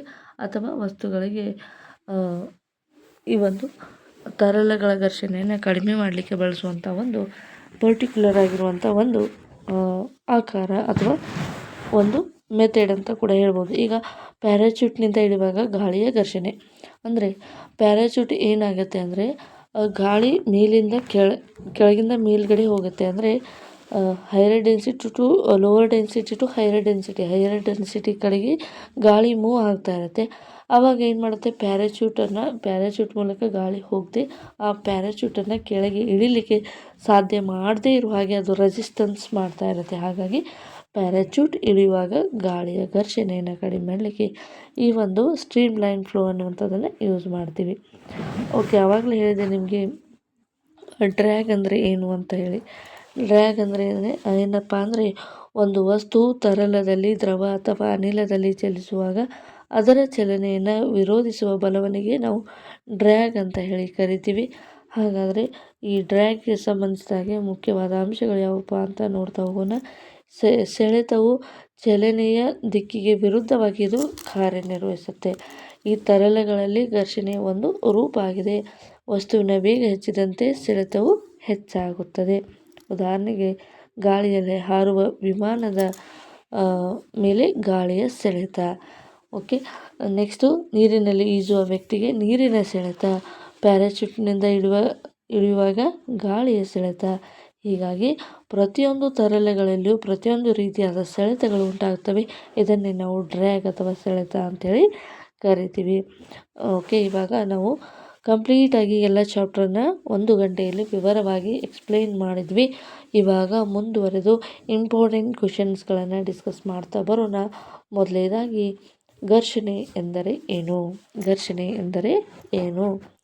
ಸೊ ಒಂದು ವಸ್ತು ಮತ್ತೊಂದು ವಸ್ತುವಿನ ಮೇಲೆ ಚಲಿಸುವಾಗ ಮತ್ತು ಚಲಿಸಲು ಪ್ರಯತ್ನಿಸುವಾಗ ಉಂಟಾಗುವ ಚಲನೆ ವಿರೋಧಕ್ಕೆ ನಾವು ಘರ್ಷಣೆ ಅಂತ ಹೇಳಿ ಕರಿತೀವಿ. ಘರ್ಷಣಾ ಬಲದ ದಿಕ್ಕು ಯಾವುದು ಅಂತ ಇದೆ. ಘರ್ಷಣಾ ಬಲದ ದಿಕ್ಕು ಚಲನೆಯ ದಿಕ್ಕಿಗೆ ಯಾವಾಗಲೂ ವಿರುದ್ಧವಾಗಿರ್ತದೆ. ಹಾಗಾದರೆ ಘರ್ಷಣೆಯ ವಿಧಗಳು ಯಾವಪ್ಪ ಅಂದರೆ static friction, sliding friction, rolling friction, fluid friction. ಸ್ಥಾಯಿ ಘರ್ಷಣೆ, ಜಾರು ಘರ್ಷಣೆ, ಉರುಳು ಘರ್ಷಣೆ, ತರಲ ಘರ್ಷಣೆ. ನೆಕ್ಸ್ಟ್ ಸ್ಥಾಯಿ ಘರ್ಷಣೆ ಎಂದರೆ ಏನು? ಸ್ಥಿರವಾಗಿರುವ ವಸ್ತು ಚಲಿಸಲು ಆರಂಭಿಸುವುದನ್ನು ತಡೆಯಲು ಘರ್ಷಣೆಯನ್ನು ತಡೆಯುವಂಥ ಒಂದು ಘರ್ಷಣೆ ನಾವು ಸ್ಥಾಯಿ ಘರ್ಷಣೆ ಅಂಥೇಳಿ ಕರಿತೀವಿ. ಜಾರು ಘರ್ಷಣೆ ಅಂದರೆ ಏನು? ಜಾರು ಘರ್ಷಣೆ ಅಂದರೆ ಒಂದು ವಸ್ತು ಮತ್ತೊಂದು ವಸ್ತುವಿನ ಮೇಲ್ಮೆಯಲ್ಲಿ ಜಾರುವಾಗ ಉಂಟಾಗುವ ಘರ್ಷಣೆಯನ್ನು ಜಾರು ಘರ್ಷಣೆ ಅಂತೇಳಿ ಕರಿತೀವಿ. ನೆಕ್ಸ್ಟ್ ಉರುಳು ಘರ್ಷಣೆ ಅಂದರೆ ಏನು? ವಸ್ತುಗಳು ಉರುಳುವಾಗ ಉಂಟಾಗುವ ಘರ್ಷಣೆಯನ್ನು ಉರುಳು ಘರ್ಷಣೆ ಅಂತ ಹೇಳಿ ಕರಿತೀವಿ. ಹಾಗಾದರೆ ಈಗ 4 ವಿಧದ ಘರ್ಷಣೆಗಳನ್ನು ನೋಡಿದರೆ ಈ ಒಂದು ಘರ್ಷಣೆಗಳಲ್ಲಿ ಯಾವ ಒಂದು ಘರ್ಷಣೆ ಕಡಿಮೆ ಇದೆ? ಅತ್ಯಂತ ಕಡಿಮೆ ಘರ್ಷಣೆ ಇರುವಂಥದ್ದು ಉರುಳು ಘರ್ಷಣೆ. ಅತ್ಯಂತ ಹೆಚ್ಚು ಘರ್ಷಣೆ ಇರುವಂಥ ಘರ್ಷಣೆ ಯಾವುದಪ್ಪ ಅಂದರೆ ಸ್ಥಾಯಿ ಘರ್ಷಣೆ. ನೆಕ್ಸ್ಟ್ ಚಕ್ರಗಳು ಘರ್ಷಣೆಯನ್ನು ಹೇಗೆ ಕಡಿಮೆ ಮಾಡುತ್ತವೆ? ಚಕ್ರಗಳು ಜಾರು ಘರ್ಷಣೆಯನ್ನು ಉರುಳು ಘರ್ಷಣೆಯಾಗಿ ಬದಲಾಯಿಸುತ್ತವೆ. ಉರುಳು ಘರ್ಷಣೆ ಕಡಿಮೆ ಮಾಡುವುದರಿಂದ ಚಲನೆ ಸುಲಭವಾಗುತ್ತದೆ. ತರಲ ಘರ್ಷಣೆ ಅಂದರೆ ಏನು? ವಸ್ತು ಗಾಳಿ ಅಥವಾ ನೀರಿನಿಂದ ತರಲಗಳಲ್ಲಿ ಚಲಿಸುವಾಗ ಉಂಟಾಗುವ ಘರ್ಷಣೆಯನ್ನು ತರಲ ಘರ್ಷಣೆ ಅಂತೇಳಿ ಕರಿತೀವಿ. ಘರ್ಷಣೆ ಮೇಲೆ ಪ್ರಭಾವ ಬೀರುವ ಅಂಶಗಳು ಯಾವುವು? ಮೇಲ್ಮೈ ಸ್ವಭಾವ, ಅಂದರೆ ಇದು ತುಂಬ ಒರಟಾಗಿದೆ ಅಥವಾ ಸಾಫ್ಟ್ ಆಗಿದೆ, ಅದ್ರ ಮೇಲೆ ಈ ಘರ್ಷಣೆ ಎನ್ನುವಂಥದ್ದು ಡಿಪೆಂಡ್ ಆಗಿರುತ್ತೆ. ವಸ್ತುಗಳ ಮೇಲೆ ಮಾಡುವಂಥ ಬಲ, ವಸ್ತುಗಳ ಮೇಲೆ ಉಂಟಾಗುವಂಥ ಬಲ, ಸಂಪರ್ಕದಲ್ಲಿರುವ ಮೇಲ್ಮೈಗಳ ಸ್ವಭಾವ. ಘರ್ಷಣೆಯ ಅನಾನುಕೂಲಗಳು ಯಾವುವು? ಘರ್ಷಣೆಯ ಅನಾನುಕೂಲ ಯಾವುವು? ಇವು ನಮಗೆ ಘರ್ಷಣೆಯ ಅನುಕೂಲಗಳು ಯಾವುವು? ನಡೆಯಲು ಸಹಾಯ ಮಾಡುತ್ತವೆ, ವಸ್ತುಗಳನ್ನು ಹಿಡಿಯಲು ಸಹಾಯ ಮಾಡುತ್ತವೆ, ವಾಹನಗಳು ಬ್ರೇಕ್ ಹಾಕಿ ನಿಲ್ಲಿಸಲು ಸಹಾಯ ಮಾಡುತ್ತವೆ, ಬರವಣಿಗೆ ಮಾಡಲು ಸಹಾಯ ಮಾಡುತ್ತವೆ. ಹಾಗಾದರೆ ಘರ್ಷಣೆಯ ಅನಾನುಕೂಲಗಳು ಯಾವುವು? ಇವು ಯಂತ್ರದ ಭಾಗಗಳನ್ನು ಕಡಿಮೆ ಮಾಡುತ್ತವೆ, ಯಂತ್ರದ ಭಾಗಗಳನ್ನು ಹಾಳಾಗುವುದನ್ನು ಕಡಿಮೆ ಮಾಡುತ್ತವೆ. ಇಲ್ಲಿ ಹೆಚ್ಚು ಶಕ್ತಿ ನಷ್ಟವಾಗುತ್ತದೆ, ಉಷ್ಣತೆ ಉತ್ಪತ್ತಿಯಾಗುತ್ತದೆ ಮತ್ತು ಇದರಿಂದ ವೇಗವು ಕೂಡ ಕಡಿಮೆಯಾಗುತ್ತದೆ. ಘರ್ಷಣೆಯನ್ನು ಹೆಚ್ಚಿಸುವ ವಿಧಾನಗಳು ಯಾವುವು? ಮೇಲ್ಮೈ ಮೇಲೆ ಒರಟಾಗಿರುವುದನ್ನು ಸಾಫ್ಟ್ ಆಗಿ ಮಾಡುವುದು, ಗ್ರಿಪ್ ಇರುವಂಥ ವಸ್ತುಗಳನ್ನು ಬಳಕೆ ಮಾಡುವುದು, ಚಪ್ಪಲಿ ಮತ್ತು ಟೈರ್ಗಳಲ್ಲಿ ಚಾಚು ರೇಖೆಗಳು, ಅಂದರೆ ಚಪ್ಪಲಿಯ ಕೆಳಗೆ ಡಿಸೈನ್ಗಳನ್ನು ಮಾಡಿರ್ತಾರೆ. ಯಾಕಪ್ಪ ಅಂದರೆ ಇವು ತುಂಬಾ ಒರಟಾಗಿದ್ದರೆ ನಡಿಲಿಕ್ಕೆ ಹೆಲ್ಪ್ ಆಗುತ್ತೆ ಎನ್ನುವಂಥ ಕಾರಣದಿಂದ ಗಾಡಿ ಟೈರ್ಗಳಿರ್ಬೋದು ಅಥವಾ ಚಪ್ಪಲಿಯ ಕೆಳಭಾಗ ಏನಿರ್ಬೋದು ಸ್ವಲ್ಪ ಡಿಸೈನಲ್ಲಿ ಮಾಡ್ತಾ ಇರ್ತಾರೆ. ಸೊ 14ನೇದು ಘರ್ಷಣೆಯನ್ನು ಕಡಿಮೆ ಮಾಡುವ ವಿಧಾನಗಳು ಯಾವುವು? ಲೂಬ್ರಿಕೆಂಟ್ಗಳ ಬಳಕೆ. ಲೂಬ್ರಿಕೆಂಟ್ ಅಂದರೆ ಎಣ್ಣೆ ಮತ್ತು ಗ್ರೀಸ್ಗಳ ಬಳಕೆ. ಚಕ್ರಗಳು, ಬಾಲ್ ಬೇರಿಂಗ್ಗಳ ಬಳಕೆ. ಮೇಲ್ಮೈಯನ್ನು ಮೃದುಗೊಳಿಸುವುದು. ಲೂಬ್ರಿಕೆಂಟ್ ಬಳಕೆ, ಬಾಲ್ ಬೇರಿಂಗ್ಗಳ ಬಳಕೆ, ಮೇಲ್ಮೈಯನ್ನು ಮೃದುವಾಗಿರಿಸುವುದು. ಬಾಲ್ ಬೇರಿಂಗ್ಗಳ ಬಳಕೆ ಏಕೆ ಬೇಕು ಅನ್ನುವಂಥದ್ದಿದೆ. ಸೊ ಜಾರು ಘರ್ಷಣೆಯನ್ನು ಉರುಳು ಘರ್ಷಣೆಯಾಗಿ ಪರಿವರ್ತಿಸಿ ಘರ್ಷಣೆಯನ್ನು ಉಂಟು ಮಾಡೋದಕ್ಕೆ ಬಾಲ್ ಬೇರಿಂಗ್ ಅಂತ ಹೇಳಿ ಕರಿತೀವಿ. ಓಕೆ, ಇವಾಗ ನಾವು ಕೆಲವು ಇಂಪಾರ್ಟೆಂಟ್ ಮಲ್ಟಿಪಲ್ ಚಾಯ್ಸ್ ಕ್ವೆಶನ್ಗಳನ್ನು ಡಿಸ್ಕಸ್ ಮಾಡ್ತಾ ಬರೋಣ. ಏನಪ್ಪ ಪ್ರಶ್ನೆಗಳಿದ್ದಾವೆ ಅಂದರೆ, ಘರ್ಷಣೆಯು ಬಲವು ಯಾವ ದಿಕ್ಕಿನಲ್ಲಿ ಕಾರ್ಯನಿರ್ವಹಿಸುತ್ತದೆ? ಚಲನೆಯ ದಿಕ್ಕಿನಲ್ಲಿ, ಚಲನೆಯ ವಿರುದ್ಧ ದಿಕ್ಕಿನಲ್ಲಿ, ಲಂಬ ದಿಕ್ಕಿನಲ್ಲಿ, ಎಲ್ಲ ದಿಕ್ಕಿನಲ್ಲಿ. ಸರಿಯಾದ ಉತ್ತರ ಚಲನೆಯು. ಘರ್ಷಣೆ ಎನ್ನುವಂಥದ್ದು ಚಲನೆಯ ವಿರುದ್ಧ ದಿಕ್ಕಿನಲ್ಲಿ ಕಾರ್ಯನಿರ್ವಹಿಸುತ್ತೆ. ಎರಡನೇ ಪ್ರಶ್ನೆ, ಕೆಳಗಿನವುಗಳಲ್ಲಿ ಯಾವುದು ಘರ್ಷಣೆಯ ಒಂದು ರೂಪ? ಕೆಳಗಿನವುಗಳಲ್ಲಿ ಯಾವುದು ಘರ್ಷಣೆಯ ಒಂದು ರೂಪ? ಗುರುತ್ವ ಬಲ, ಚುಂಬಕ ಬಲ, ಜಾರು ಘರ್ಷಣೆ, ವಿದ್ಯುತ್ ಬಲ. ಚುಂಬಕ ಬಲ ಮತ್ತು ಗುರುತ್ವ ಬಲ, ವಿದ್ಯುತ್ ಬಲ ಇವೆಲ್ಲವೂ ಕೂಡ ಏನಾಗಿರ್ತಪ್ಪ ಅಂದರೆ ನಾನ್ ಕಾಂಟ್ಯಾಕ್ಟ್ ಫೋರ್ಸ್ ಅಂತ ಹೇಳಿ ಕರಿತೀವಿ. ಸರಿಯಾದ ಉತ್ತರ ಜಾರು ಘರ್ಷಣೆ. ಮೂರನೇ ಪ್ರಶ್ನೆ, ವಸ್ತು ಚಲಿಸಲು ಪ್ರಾರಂಭಿಸುವ ಮೊದಲು ಕಾರ್ಯನಿರ್ವಹಿಸುವ ಘರ್ಷಣೆಯನ್ನು ನಾವು ಸ್ಥಾಯಿ ಘರ್ಷಣೆ ಅಂಥೇಳಿ ಕರಿತೀವಿ. ನಾಲ್ಕನೇ ಪ್ರಶ್ನೆ, ಯಾವ ಘರ್ಷಣೆ ಅತಿ ಕಡಿಮೆಯಾಗಿರುತ್ತದೆ? ಅಂದರೆ ಉರುಳು ಘರ್ಷಣೆ. ಐದನೇ ಪ್ರಶ್ನೆ, ಚಕ್ರಗಳನ್ನು ವಾಹನಗಳಲ್ಲಿ ಬಳಸುವುದರ ಮುಖ್ಯ ಕಾರಣ ಏನಪ್ಪ ಅಂದರೆ ಘರ್ಷಣೆಯನ್ನು ಕಡಿಮೆಗೊಳಿಸುವುದು. ಆರನೇ ಪ್ರಶ್ನೆ, ಎಣ್ಣೆ ಅಥವಾ ಗ್ರೀಸನ್ನು ಬಳಸುವುದರಿಂದ ಏನು ಆಗುತ್ತದೆ? ಘರ್ಷಣೆ ಕಡಿಮೆಯಾಗುತ್ತದೆ. ಏಳನೇ ಪ್ರಶ್ನೆ, ಗಾಳಿಯಲ್ಲಿ ಚಲಿಸುವ ವಸ್ತುವಿಗೆ ಎದುರಾಗುವ ಘರ್ಷಣೆ ಯಾವುದು? ಇದು ತರಲ ಘರ್ಷಣೆ ಅಂತ ಹೇಳಿ ಕರಿತೀವಿ. ಅಂದರೆ ಗಾಳಿ ಮತ್ತು ನೀರಿನಲ್ಲಿ ಉಂಟಾಗುವಂಥ ಘರ್ಷಣೆಗೆ ನಾವು ತರಲ ಘರ್ಷಣೆ ಅಥವಾ ಫ್ಲೂಯಿಡ್ ಫ್ರಿಕ್ಷನ್ ಅಂತ ಹೇಳಿ ಕರಿತೀವಿ. ಮಳೆಗಾಲದಲ್ಲಿ ರಸ್ತೆಗಳು ಜಾರೋದಕ್ಕೆ ಕಾರಣ ಏನು? ಮಳೆಗಾಲದಲ್ಲಿ ರಸ್ತೆಗಳು ಜಾರೋದಕ್ಕೆ ಕಾರಣ ಏನಪ್ಪ ಅಂದರೆ ಘರ್ಷಣೆ ಕಡಿಮೆ ಇರುತ್ತದೆ. ಅಂದರೆ ನೀರಿನಿಂದಾಗಿ ಆ ಒಂದು ರೋಡ್ ಅಥವಾ ವಾಹನದ ಟೈರ್ಗಳೇನಾಗಿರ್ತವಪ್ಪ ಅಂದರೆ ಘರ್ಷಣೆಯನ್ನು ಕಳ್ಕೊಂಡಿರ್ತವೆ. ಕೆಳಗಿನವುಗಳಲ್ಲಿ ಘರ್ಷಣೆಯ ಒಂದು ಅನಾನುಕೂಲವೇನು? ಇದು ನಡೆಯಲು ಅನುಕೂಲ ಏನಪ್ಪ ಅಂದರೆ ನಡೆಯಲು ಸಹಾಯ ಮಾಡುತ್ತದೆ. 10ನೇದು, ಘರ್ಷಣೆಯಿಂದ ಉಂಟಾಗುವ ಅನಾನುಕೂಲ ಯಾವುದು? ಇದು ಶಕ್ತಿಯ ನಷ್ಟ.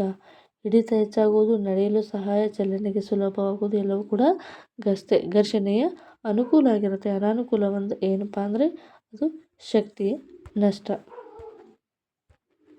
ನೆಕ್ಸ್ಟ್ ಪ್ರಶ್ನೆ, ಸ್ಥಾಯಿ ಘರ್ಷಣೆಯು ಗರಿಷ್ಠ ಮೌಲ್ಯವು ಯಾವುದಕ್ಕೆ ಅನುಪಾತವಾಗಿರುತ್ತದೆ? ಸ್ಥಾಯಿ ಘರ್ಷಣೆಯು ಗರಿಷ್ಠ ಮೌಲ್ಯವು ಯಾವುದಕ್ಕೆ ಅನುಪಾತವಾಗಿರುತ್ತದೆ?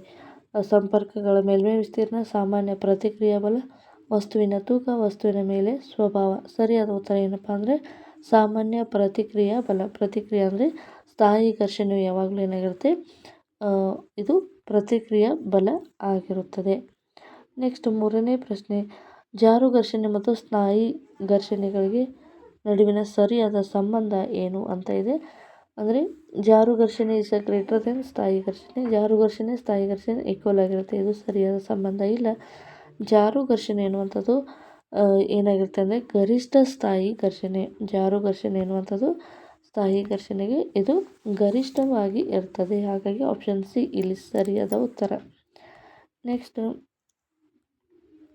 4ನೇದು, ಸಮತಟ್ಟಾದ ಮೇಲ್ಮೈಯಲ್ಲಿ ಇಡಲ್ಪಟ್ಟ ವಸ್ತುವಿನ ಮೇಲೆ ಕಾರ್ಯನಿರ್ವಹಿಸುವ ಘರ್ಷಣಾ ಬಲ ಯಾವುದರ ಮೇಲೆ ಅವಲಂಬಿಸಿದೆ ಅಂದರೆ ಅದು ವಸ್ತುವಿನ ಮೇಲ್ಮೈಗಳ ಸ್ವಭಾವದ ಮೇಲೆ ಉಂಟಾಗಿದೆ. ಆಪ್ಷನ್ಗಳನ್ನು ಓದ್ಕೊಳ್ಳಿ, ಸರಿಯಾದ ಉತ್ತರವನ್ನು ನೋಡ್ಕೊಳ್ಳಿ. ಯಾವ ರೀತಿಯಾಗಿ ಪ್ರಶ್ನೆಯನ್ನು ಬರ್ತವೆ. ಸ್ವಲ್ಪ ಹೈ ಲೆವೆಲ್ ಮಲ್ಟಿಪಲ್ ಚಾಯ್ಸ್ ಕ್ವೆಶನ್ಸ್ಗಳನ್ನು ತೆಗೆದುಕೊಂಡಿದ್ದೇನೆ. ಸೊ ಯಾಕಪ್ಪ ಅಂದರೆ PS ಸ್ಟಾರ್, HS ಸ್ಟಾರ್ ಮತ್ತು GPA ಸ್ಟಾರ್ ಎಲ್ಲದಕ್ಕೂ ಬೇಕಲ್ವ, ಹಾಗಾಗಿ ಹೈಯರ್ ಆಗಿರುವಂಥ ನೋಟ್ಸನ್ನು ನಾನು ತೆಗೆದಿರುವಂಥದ್ದು. ಓಕೆ, ನೆಕ್ಸ್ಟ್ ಉರುಳು ಘರ್ಷಣೆ ಕಡಿಮೆ ಮಾಡುವುದಕ್ಕೆ ಕಾರಣ ಏನು? ಉರುಳು ಘರ್ಷಣೆಯು ಕಡಿಮೆ ಆಗಿರುವುದಕ್ಕೆ ಕಾರಣ ಏನು ಅಂತ ಇದೆ. ಇದರಲ್ಲಿ ಏನಾಗಿರುತ್ತೆ ಅಂದರೆ ಸಂಪರ್ಕ ವಿಸ್ತೀರ್ಣ ಹೆಚ್ಚಾಗಿರುತ್ತೆ, ವಸ್ತು ತಿರುಗುವುದಿಲ್ಲ, ಜಾರು ಇಲ್ಲದ ಚಲನೆ, ಮೇಲ್ಮೈ ಸಮತಟ್ಟಾಗಿರೋದು. ಸರಿಯಾದ ಉತ್ತರ ಏನಪ್ಪ ಅಂದರೆ ಜಾರು ಇಲ್ಲದ ಚಲನೆಗೆ ನಾವು ಉರುಳೆ ಘರ್ಷಣೆ ಕಡಿಮೆ ಇರೋದಕ್ಕೆ ಕಾರಣವಾಗಿರುತ್ತೆ. ನೆಕ್ಸ್ಟ್ ಲಿಮಿಟಿಂಗ್ ಫ್ರಿಕ್ಷನ್ ಅಂದರೆ ಏನು? ಚಲಿಸುತ್ತಿರುವಾಗಿನ ಘರ್ಷಣೆ. ಲಿಮಿಟಿಂಗ್ ಫ್ರಿಕ್ಷನ್ ಅಂತ ಅಂದರೆ ಏನು? ಸ್ಥಾಯಿ ಘರ್ಷಣೆಗೆ ನಾವು ಲಿಮಿಟಿಂಗ್ ಫ್ರಿಕ್ಷನ್ ಅಂತ ಹೇಳಿ ಕರಿತೀವಿ. ಹಾಗಾಗಿ ಸರಿಯಾದ ಉತ್ತರ ಆಪ್ಷನ್ ಸಿ. ಚಲನೆ ಪ್ರಾರಂಭಿಸಲು ತಡೆಗಟ್ಟುವ ಗರಿಷ್ಠ ಘರ್ಷಣೆಗೆ ಸ್ಥಾಯಿ ಘರ್ಷಣೆ ಅಥವಾ ಲಿಮಿಟಿಂಗ್ ಫ್ರಿಕ್ಷನ್ ಅಂತ ಹೇಳಿ ಕರಿತೀವಿ. ನೆಕ್ಸ್ಟ್ ಘರ್ಷಣಾ ಗುಣಾಂಕದ ಘಟಕ ಯಾವುದು ಅಥವಾ ಘರ್ಷಣಾ ಗುಣಾಂಕದ SI ಯೂನಿಟ್ ಏನಂತ ಇದೆ. ಸೊ ಸರಿಯಾದ ಉತ್ತರ ಏನಪ್ಪ ಅಂದರೆ ಘರ್ಷಣೆಗೆ ಯಾವುದೇ ರೀತಿಯಾದ ಯೂನಿಟ್ ಇಲ್ಲ. ಸೊ 8ನೇದು, ಗಾಳಿಯಲ್ಲಿ ಚಲಿಸುವ ವಸ್ತುವಿನ ಮೇಲೆ ಕಾರ್ಯನಿರ್ವಹಿಸುವ ಪ್ರತಿರೋಧ ಯಾವುದು? ಅಂದರೆ ಅದು ತರಲ ಘರ್ಷಣೆ. ಸರಿಯಾದ ಉತ್ತರ ಅಥವಾ ಫ್ಲೂಯಿಡ್ ಫ್ರಿಕ್ಷನ್ ಅಂತ ಹೇಳಿ ಕರಿತೀವಿ. 9ನೇ ಪ್ರಶ್ನೆ, ವಾಹನಗಳ ಟೈರ್ಗಳಲ್ಲಿ ಜಾರಿಕೆ ಕಡಿಮೆ ಮಾಡಲು ಏನು ಮಾಡಬೇಕು ಅಂತ ಇದೆ. ಸರಿಯಾದ ಉತ್ತರ ಏನಪ್ಪ ಅಂದರೆ ಟೈರ್ಗಳನ್ನು ಕಡಿದಾದ ಹಿಡಿತ ಗ್ರೇಪ್ಸ್ ಇರಬೇಕು. ಅಂದರೆ ಟೈರ್ಗಳಿಗೆ ಹೆಚ್ಚು ಗ್ರೇಪ್ಸ್ ಅಂತಂದರೆ ಸ್ವಲ್ಪ ಉಬ್ಬಿದ ಒಂದು ಡಿಸೈನ್ ಅಲ್ಲಿ ಆ ಟೈರ್ಗಳನ್ನು ಮಾಡಬೇಕಾಗತ್ತೆ. ಇದು ಘರ್ಷಣೆಯನ್ನು ಏನು ಮಾಡುತ್ತೆ ಅಂದರೆ ಕಡಿಮೆ ಮಾಡಲಿಕ್ಕೆ, ವಾಹನಗಳ ಟೈರ್ಗಳಲ್ಲಿ ಜಾರಿಕೆಯನ್ನು ಕಡಿಮೆ ಮಾಡಲಿಕ್ಕೆ. ಅಂದರೆ ವಾಹನಗಳು ಟೈರ್ಗಳು ಸವಿದು ಹೋಗಿದ್ರೆ ಅಲ್ಲಿ ಜಾರುವಿಕೆ ಹೆಚ್ಚಾಗಿ ಆ ವಾಹನಗಳು ಸ್ಲಿಪ್ ಆಗುವಂಥ ಸಾಧ್ಯತೆ ಇರುತ್ತೆ. ಹಾಗಾಗಿ ಒರಟಾದ ಮೇಲ್ಮೈಯನ್ನು ಟೈರ್ಗಳಲ್ಲಿ ಮಾಡಿರ್ತಾರೆ. ಘರ್ಷಣೆಯಿಂದ ಉಂಟಾಗುವ ಉಷ್ಣ ಯಾವ ಕಾರಣದಿಂದ? ಇಲ್ಲಿ ಏನಾಗುತ್ತೆ ಅಂದರೆ ಯಾಂತ್ರಿಕ ಶಕ್ತಿ ಏನಾಗುತ್ತೆ ಉಷ್ಣ ಶಕ್ತಿಯಾಗಿ ಪರಿವರ್ತನೆ ಆಗೋದರಿಂದ ಆ ಒಂದು ಯಂತ್ರಗಳಲ್ಲಿ ಉಷ್ಣ ಉಂಟಾಗುವಂಥದ್ದು. ಇಷ್ಟೊತ್ತು ನಾವು ಘರ್ಷಣೆಗೆ ಸಂಬಂಧಿಸಿದಾಗೆ ಪ್ರಮುಖ ನೋಟ್ಸ್ ಮತ್ತು ಮಲ್ಟಿಪಲ್ ಚಾಯ್ಸ್ ಇಂಪಾರ್ಟೆಂಟ್ ಕ್ವಶನ್ಗಳನ್ನು ಡಿಸ್ಕಸ್ ಮಾಡಿದ್ವಿ. ಇವಾಗ ಎಕ್ಸಸೈಸಲ್ಲಿರುವಂಥ ಕ್ವಶನ್ಗಳ ಬಗ್ಗೆ ಸ್ವಲ್ಪ ಗ್ಲ್ಯಾನ್ಸ್ ಆಗಿ ನೋಡ್ತಾ ಬರೋಣ. ಈ ಒಂದು 8ನೇ ತರಗತಿಯ ಟೆಕ್ಸ್ಟ್ ಬುಕ್ಕಲ್ಲಿ ಕೆಲವೊಂದು ಒಗಟನ್ನು ಕೊಟ್ಟಿದ್ದಾರೆ. ಕೆಲವು ಸಂದರ್ಭಗಳಲ್ಲಿ ನಾನು ಚಲನೆಯನ್ನು ವಿರೋಧಿಸುವೆ, ಬೇರೆ ಸಂದರ್ಭಗಳಲ್ಲಿ ನಾನು ಚಲನೆಯನ್ನು ಅನುಕೂಲಿಸುವೆ, ಆದರೆ ನಾನು ಯಾವಾಗಲೂ ಚಲಿಸಲು ಎರಡು ಮೇಲ್ಮೈಗಳ ನಡುವೆ ಸಾಪೇಕ್ಷ ಚಲನೆಯನ್ನು ವಿರೋಧಿಸುವೆ. ಸ್ವಲ್ಪ ತೈಲ ಹಾಕಿದರೆ ನಾನು ಸಣ್ಣವನಾಗುವೆ, ಚಲಿಸಲು ಮೇಲ್ಮೈಯನ್ನು ಒರಟಾಗಿಸಿ ನಾನು ಚಲನೆಯನ್ನು ಕಠಿಣ ಆಗಿಸುವೆ. ನಾನು ಸ್ಥಾಯಿ ಜಾರು ಅಥವಾ ಉರುಳು, ಆದರೆ ಯಾವಾಗಲೂ ಎರಡು ಮೇಲ್ಮೈಗಳು ಚಲಿಸುವಾಗ ನಾನು ಎಂದೆಂದಿಗೂ ಇರುವೆ. ಅಂದರೆ ನಾನು ಯಾರು ಹೇಳಿ ಅಂತ ಇದೆ. ಒಗಟನ್ನು ಗಮನವಿಟ್ಟು ಓದಿ. ಕೆಲವು ಸಂದರ್ಭಗಳಲ್ಲಿ ನಾನು ಚಲನೆಯನ್ನು ವಿರೋಧಿಸುವೆ. ಅಂದರೆ ಚಲನೆಯನ್ನು ವಿರೋಧಿಸುವಂಥದ್ದು ಘರ್ಷಣೆ. ಬೇರೆ ಸಂದರ್ಭಗಳಲ್ಲಿ ನಾನು ಚಲನೆಯನ್ನು ಅನುಕೂಲಿಸುವೆ. ಅಂದರೆ ಯಾವುದೇ ಒಂದು ವಸ್ತು ಚಲಿಸಬೇಕಾದ್ರೆ ಅಲ್ಲಿ ಘರ್ಷಣೆ ಇರಬೇಕು. ಹಾಗಾಗಿ ಚಲನೆಯನ್ನು ಅನುಕೂಲಿಸುವಂಥದ್ದು ಅದು ಘರ್ಷಣೆ ಆಗಿರುತ್ತೆ. ಆದರೆ ನಾನು ಯಾವಾಗಲೂ ಚಲಿಸಲು ಎರಡು ಮೇಲ್ಮೈಗಳ ನಡುವೆ ಸಾಪೇಕ್ಷ ಚಲನೆಯನ್ನು ವಿರೋಧಿಸುವೆ. ಅಂದರೆ ಯಾವುದೇ ಎರಡು ಘರ್ಷಣಾತ್ಮಕ ವಸ್ತುಗಳು ಚಲಿಸಬೇಕಪ್ಪ ಅಂದರೆ ಅಲ್ಲಿ ಸಾಪೇಕ್ಷ ಚಲನೆ ಇರುತ್ತೆ. ಸ್ವಲ್ಪ ಅದಕ್ಕೆ ಲೂಬ್ರಿಕೆಂಟ್ ಅಥವಾ ಆಯಿಲನ್ನು ಹಾಕಿದಾಗ ಅಲ್ಲಿ ಘರ್ಷಣೆ ಕಡಿಮೆಯಾಗಿ ವಸ್ತುಗಳು ಚಲಿಸುವಂಥದ್ದು. ಆವಾಗ ಅವನು ಸಣ್ಣವನಾಗುತ್ತಾನೆ. ಚಲಿಸಲು ಮೇಲ್ಮೈಯನ್ನು ಒರಟಾಗಿಸಿದಾಗ ಚಲನೆಯು ಕಠಿಣವಾಗುತ್ತದೆ. ಕೆಲವೊಮ್ಮೆ ಸ್ಥಾಯಿ ಘರ್ಷಣೆ, ಕೆಲವೊಮ್ಮೆ ಜಾರು ಘರ್ಷಣೆ, ಕೆಲವೊಮ್ಮೆ ಉರುಳು, ಆದರೆ ಎರಡೂ ಮೇಲ್ಮೈಗಳು ಚಲಿಸುವಾಗ ನಾನು ಎಂದೆಂದಿಗೂ ಇರುವೆ. ಅಂದರೆ ಅದು ಘರ್ಷಣೆ ಆಗಿರುತ್ತದೆ. ಇಲ್ಲಿ ಎಂದರೆ ಹೇಳಿ ನಾನು ಯಾರು ಅಂತ ಇದೆ, ಇದು ಘರ್ಷಣೆ ಆಗಿರುತ್ತೆ. ಸೊ ಇವಾಗ ಪ್ರಮುಖ ಪ್ರಶ್ನೋತ್ತರಗಳನ್ನು ನೋಡ್ತಾ ಹೋಗೋಣ. ಖಾಲಿ ಬಿಟ್ಟ ಸ್ಥಳಗಳನ್ನು ಸೂಕ್ತವಾದ ಉತ್ತರಗಳಿಂದ ತುಂಬಿ ಅಂತ ಇದೆ. ಮೊದಲನೇದಾಗಿ ಈ ರೀತಿಯಾಗಿದೆ. ಸಂಪರ್ಕದಲ್ಲಿರುವ ವಸ್ತುಗಳ ನಡುವಿನ ಡ್ಯಾಶ್ ಘರ್ಷಣೆಯನ್ನು ವಿರೋಧಿಸುತ್ತದೆ. ಇದು ಸ್ಥಾಯಿ ಘರ್ಷಣೆ ಅಂತೇಳಿ ಕರಿತೀವಿ. ಸಂಪರ್ಕದಲ್ಲಿರುವ ವಸ್ತುಗಳ ನಡುವಿನ ಸ್ಥಾಯಿ ಘರ್ಷಣೆಯು ಘರ್ಷಣೆಯು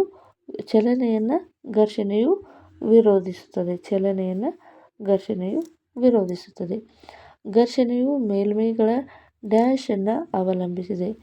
ಘರ್ಷಣೆಯು ಮೇಲ್ಮೈ ಮೇಲೆ ಇರುವಂತಹ ಒರಟಾದ ಮೇಲ್ಮೈಯನ್ನು ಅವಲಂಬಿಸಿರುತ್ತದೆ.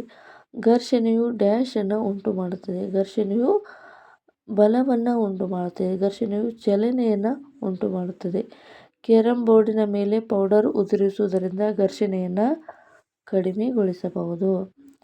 ಜಾರು ಘರ್ಷಣೆಯು ಸ್ಥಾಯಿ ಘರ್ಷಣೆಗಿಂತ ಏನಾಗಿರುತ್ತೆ, ಕಡಿಮೆ ಇರುತ್ತೆ. ನೆಕ್ಸ್ಟ್ ಪ್ರಶ್ನೆ, ಉರುಳು, ಸ್ಥಾಯಿ ಮತ್ತು ಜಾರು ಘರ್ಷಣೆ ಇವುಗಳ ಬಲದ ಇಳಿಕೆ ಕ್ರಮದಲ್ಲಿ ಜೋಡಿಸುವ 4 ಮಕ್ಕಳಿಗೆ ತಿಳಿಸಲಾಯಿತು. ಅವರು ಜೋಡಿಸಿರುವ ಕ್ರಮಗಳನ್ನು ಈ ಕೆಳಗೆ ನೀಡಲಾಗಿದೆ. ಸರಿಯಾದ ಜೋಡಣೆ ಯಾವುದು? ಮೊದಲಿಗೆ ಇಳಿಕೆ ಕ್ರಮದಲ್ಲಿ ಅಂದಿದ್ದಾರೆ. ಅಂದರೆ ಮೊದಲಿಗೆ ಜಾಸ್ತಿ ಇರುವಂಥದ್ದು ಯಾವುದಪ್ಪ ಅಂದರೆ ಸ್ಥಾಯಿ ಘರ್ಷಣೆ, ನಂತರ ಜಾರು ಘರ್ಷಣೆ, ನಂತರ ಇಳು ಘರ್ಷಣೆ. ಆಪ್ಷನ್ ಸಿ ಸರಿಯಾದ ಉತ್ತರ. ನೆಕ್ಸ್ಟ್ ಏನು ಪ್ರಶ್ನೆ ಇದೆ? ಅಲಿಡಾಳು ತನ್ನ ಆಟಿಕೆಗಳನ್ನು ಕಾರನ ಒಣ ಅಮೃತಶಿಲೆಯ ನೆಲದ ಮೇಲೆ ಒದ್ದೆಯಾಗಿ ಅಮೃತಶಿಲೆಯ ನೆಲ ವೃತ್ತಪತ್ರಿಕೆ ನೆಲದಲ್ಲಿ ಹರಡಿರುವ ಟವಲ್ನ ಮೇಲೆ ಓಡಿಸುತ್ತಾಳೆ. ವಿವಿಧ ಮೇಲ್ಮೈಗಳಲ್ಲಿ ಆ ಕಾರಿನ ಮೇಲೆ ವರ್ತಿಸುವ ಘರ್ಷಣೆ ಬಲವು ಏರಿಕೆ ಕ್ರಮ ಯಾವ ರೀತಿಯಾಗಿರುತ್ತೆ? ಅಂದರೆ ಆಟಿಕೆ ಸಾಮಾನು ಅಮೃತಶಿಲೆಯ ಮೇಲೆ ಜಾಸ್ತಿ ಒರಟಾಗಿರುತ್ತೆ ಅಥವಾ ಒದ್ದೆಯ ಅಮೃತಶಿಲೆಯ ಮೇಲೆ ಹೊರಟಾಗಿರುತ್ತೆ ಅಥವಾ ನೆಲದ ಮೇಲೆ ಅಥವಾ ವೃತ್ತಪತ್ರಿಕೆಯ ಮೇಲೆ ಈ ರೀತಿಯಾಗಿ ಆ ಒರಟು ಮೇಲ್ಮೈಗೆ ಸಂಬಂಧಿಸಿದಾಗಿ ಏರಿಕೆ ಕ್ರಮದಲ್ಲಿ ಬರೆಯಿರಿ ಅಂತ ಇದೆ. ಮೊದಲಿಗೆ ಇಲ್ಲಿ ಸರಿಯಾದ ಉತ್ತರ ಏನಪ್ಪ ಅಂದರೆ ಒದ್ದೆಯಾದ ಅಮೃತಶಿಲೆ ಮತ್ತು ಇಲ್ಲಿ ನೆಕ್ಸ್ಟು ಅಮೃತಶಿಲೆ, ಒಣ ಅಮೃತಶಿಲೆ, ನೆಲ ಈ ರೀತಿಯಾಗಿ ಬರೀಬೋದು. ನೆಕ್ಸ್ಟು ಆಟಗಾರರು ಮುಳುಗಿರುವ ಬೂಟುಗಳನ್ನು ಏಕೆ ಧರಿಸುತ್ತಾರೆ ಅಂದರೆ ಆಟಗಾರರು ಮುಳ್ಳುಗಳಿರುವ ಬೂಟುಗಳನ್ನು ಏಕೆ ಧರಿಸುತ್ತಾರೆ ಅಂತ ಇದೆ. ಆಟಗಾರರು ಯಾಕಪ್ಪ ಧರಿಸ್ತಾರೆ, ಆ ಮುಳ್ಳುಗಳು ನೆಲದ ಮೇಲೆ ಏನಾಗುತ್ತೆ ಘರ್ಷಣೆಯನ್ನು ಜಾಸ್ತಿ ಉಂಟು ಮಾಡಿ ಚಲನೆಗೆ ಅನುಕೂಲ ಮಾಡಲಿಕ್ಕೆ ಆಟಗಾರರು ಮುಳ್ಳುಗಳಿರುವಂಥ ಬೂಟುಗಳನ್ನು ಧರಿಸುತ್ತಾರೆ. ನೆಕ್ಸ್ಟ್ ಜಾರು ಘರ್ಷಣೆ ಮತ್ತು ಸ್ಥಾಯಿ ಘರ್ಷಣೆಗಿಂತ ಏಕೆ ಕಡಿಮೆ ಇದೆ ಎಂದು ವಿವರಿಸಿದೆ. ಜಾರು ಘರ್ಷಣೆಯಲ್ಲಿ ಏನಾಗಿರುತ್ತೆ ಅಂದರೆ ವಸ್ತು ಈಸಿಯಾಗಿ ಚಲಿಸುತ್ತೆ, ಸ್ಥಾಯಿ ಘರ್ಷಣೆಯಲ್ಲಿ ವಸ್ತು ಚಲಿಸದೇ ಇರುವಾಗಿ ಸ್ಟಾಪ್ ಮಾಡುತ್ತೆ. ಹಾಗಾಗಿ ಜಾರು ಘರ್ಷಣೆ ಸ್ಥಾಯಿ ಘರ್ಷಣೆಗಿಂತ ಕಡಿಮೆ ಇರುತ್ತದೆ. ಘರ್ಷಣೆಯ ಮಿತ್ರ ಮತ್ತು ಶತ್ರು ಎರಡೂ ಹೌದು ಎಂಬುದಕ್ಕೆ ಉದಾಹರಣೆಗಳನ್ನು ನೀಡಿರಿ ಅಂತ ಇದೆ. ಮಿತ್ರ ಯಾಕಪ್ಪ ಅಂದರೆ ನಾವು ನಡಿಲಿಕ್ಕೆ, ಬರೀಲಿಕ್ಕೆ, ಕೂಡಲಿಕ್ಕೆ, ಯಾವುದೇ ಒಂದು ಕೆಲಸವನ್ನು ಮಾಡಲಿಕ್ಕೆ ನಮಗೆ ಘರ್ಷಣೆ ಅನ್ನುವಂಥದ್ದು ಬೇಕು. ಶತ್ರು ಯಾವ ರೀತಿಯಾಗಿ ಅಂದರೆ ಯಂತ್ರ ಬಿಡಿಭಾಗಗಳು ಹಾನಿಯಾಗುವಂಥದ್ದು, ಇಂಧನದ ಬಳಕೆ ಜಾಸ್ತಿ ಆಗುವಂಥದ್ದು. ಈ ಇಂಧನದ ಬಳಕೆ ಅಂದರೆ ಯಂತ್ರದ ಬಿಡಿಭಾಗಗಳು ಸಂಪೂರ್ಣವಾಗಿ ಶಾಶ್ವತವಾಗಿ ಹಾಳಾಗುವಂಥದ್ದು, ಇದಕ್ಕೆ ಶತ್ರು ಅಂತ ಹೇಳಿ ಕರಿತೀವಿ. ತರಲೆಗಳಲ್ಲಿ ಚಲಿಸುವ ವಸ್ತುಗಳು ವಿಶಿಷ್ಟ ಆಕಾರವನ್ನು ಏಕೆ ಹೊಂದಿರಬೇಕು ಎಂದು ವಿವರಿಸಿ. ತರಲೆಗಳಲ್ಲಿ ಅಂತಂದರೆ ತರಲೆ ಅಂದರೆ ನೀರು ಮತ್ತು ಗಾಳಿಯಲ್ಲಿ, ಇವುಗಳಿಗೆ ನಾವು ತರಲೆ ಅಥವಾ ಫ್ಲೂಯಿಡ್ ಅಂತ ಹೇಳಿ ಕರಿತೀವಿ. ಈ ಫ್ಲೂಯಿಡ್ಗಳನ್ನು ಸೀಳಿಕೊಂಡು ವಸ್ತು ಮುಂದಕ್ಕೆ ಹೋಗಬೇಕಪ್ಪ ಅಂದರೆ ಇವು ಸ್ಟ್ರೀಮ್ ಲೈನ್ ಆಕಾರದಲ್ಲಿ ವಸ್ತುಗಳನ್ನು ಮಾಡಿರ್ತಾರೆ. ಹಾಗಾಗಿ ತರಲೆಗಳಲ್ಲಿ ಚಲಿಸುವ ವಸ್ತುಗಳು ವಿಶಿಷ್ಟ ಆಕಾರವನ್ನು ಹೊಂದಿರ್ತವೆ. ಆ ಒಂದು ಆಕಾರಕ್ಕೆ ಸ್ಟ್ರೀಮ್ ಲೈನ್ ಶೇಪ್ ಅಂತ ಹೇಳಿ ಕರಿತೀವಿ. ಓಕೆ ಫ್ರೆಂಡ್ಸ್, ಇದು ಘರ್ಷಣೆಗೆ ಸಂಬಂಧಿಸಿದ ಸಂಪೂರ್ಣ ವಿವರಣೆ ಒಂದು ಕ್ಲಾಸ್ ಆಗಿತ್ತು. ಇಷ್ಟೊತ್ತು ಈ ಒಂದು ವಿಡಿಯೋನ ನೋಡೋದಕ್ಕೆ ಥ್ಯಾಂಕ್ ಯು ಸೋ ಮಚ್.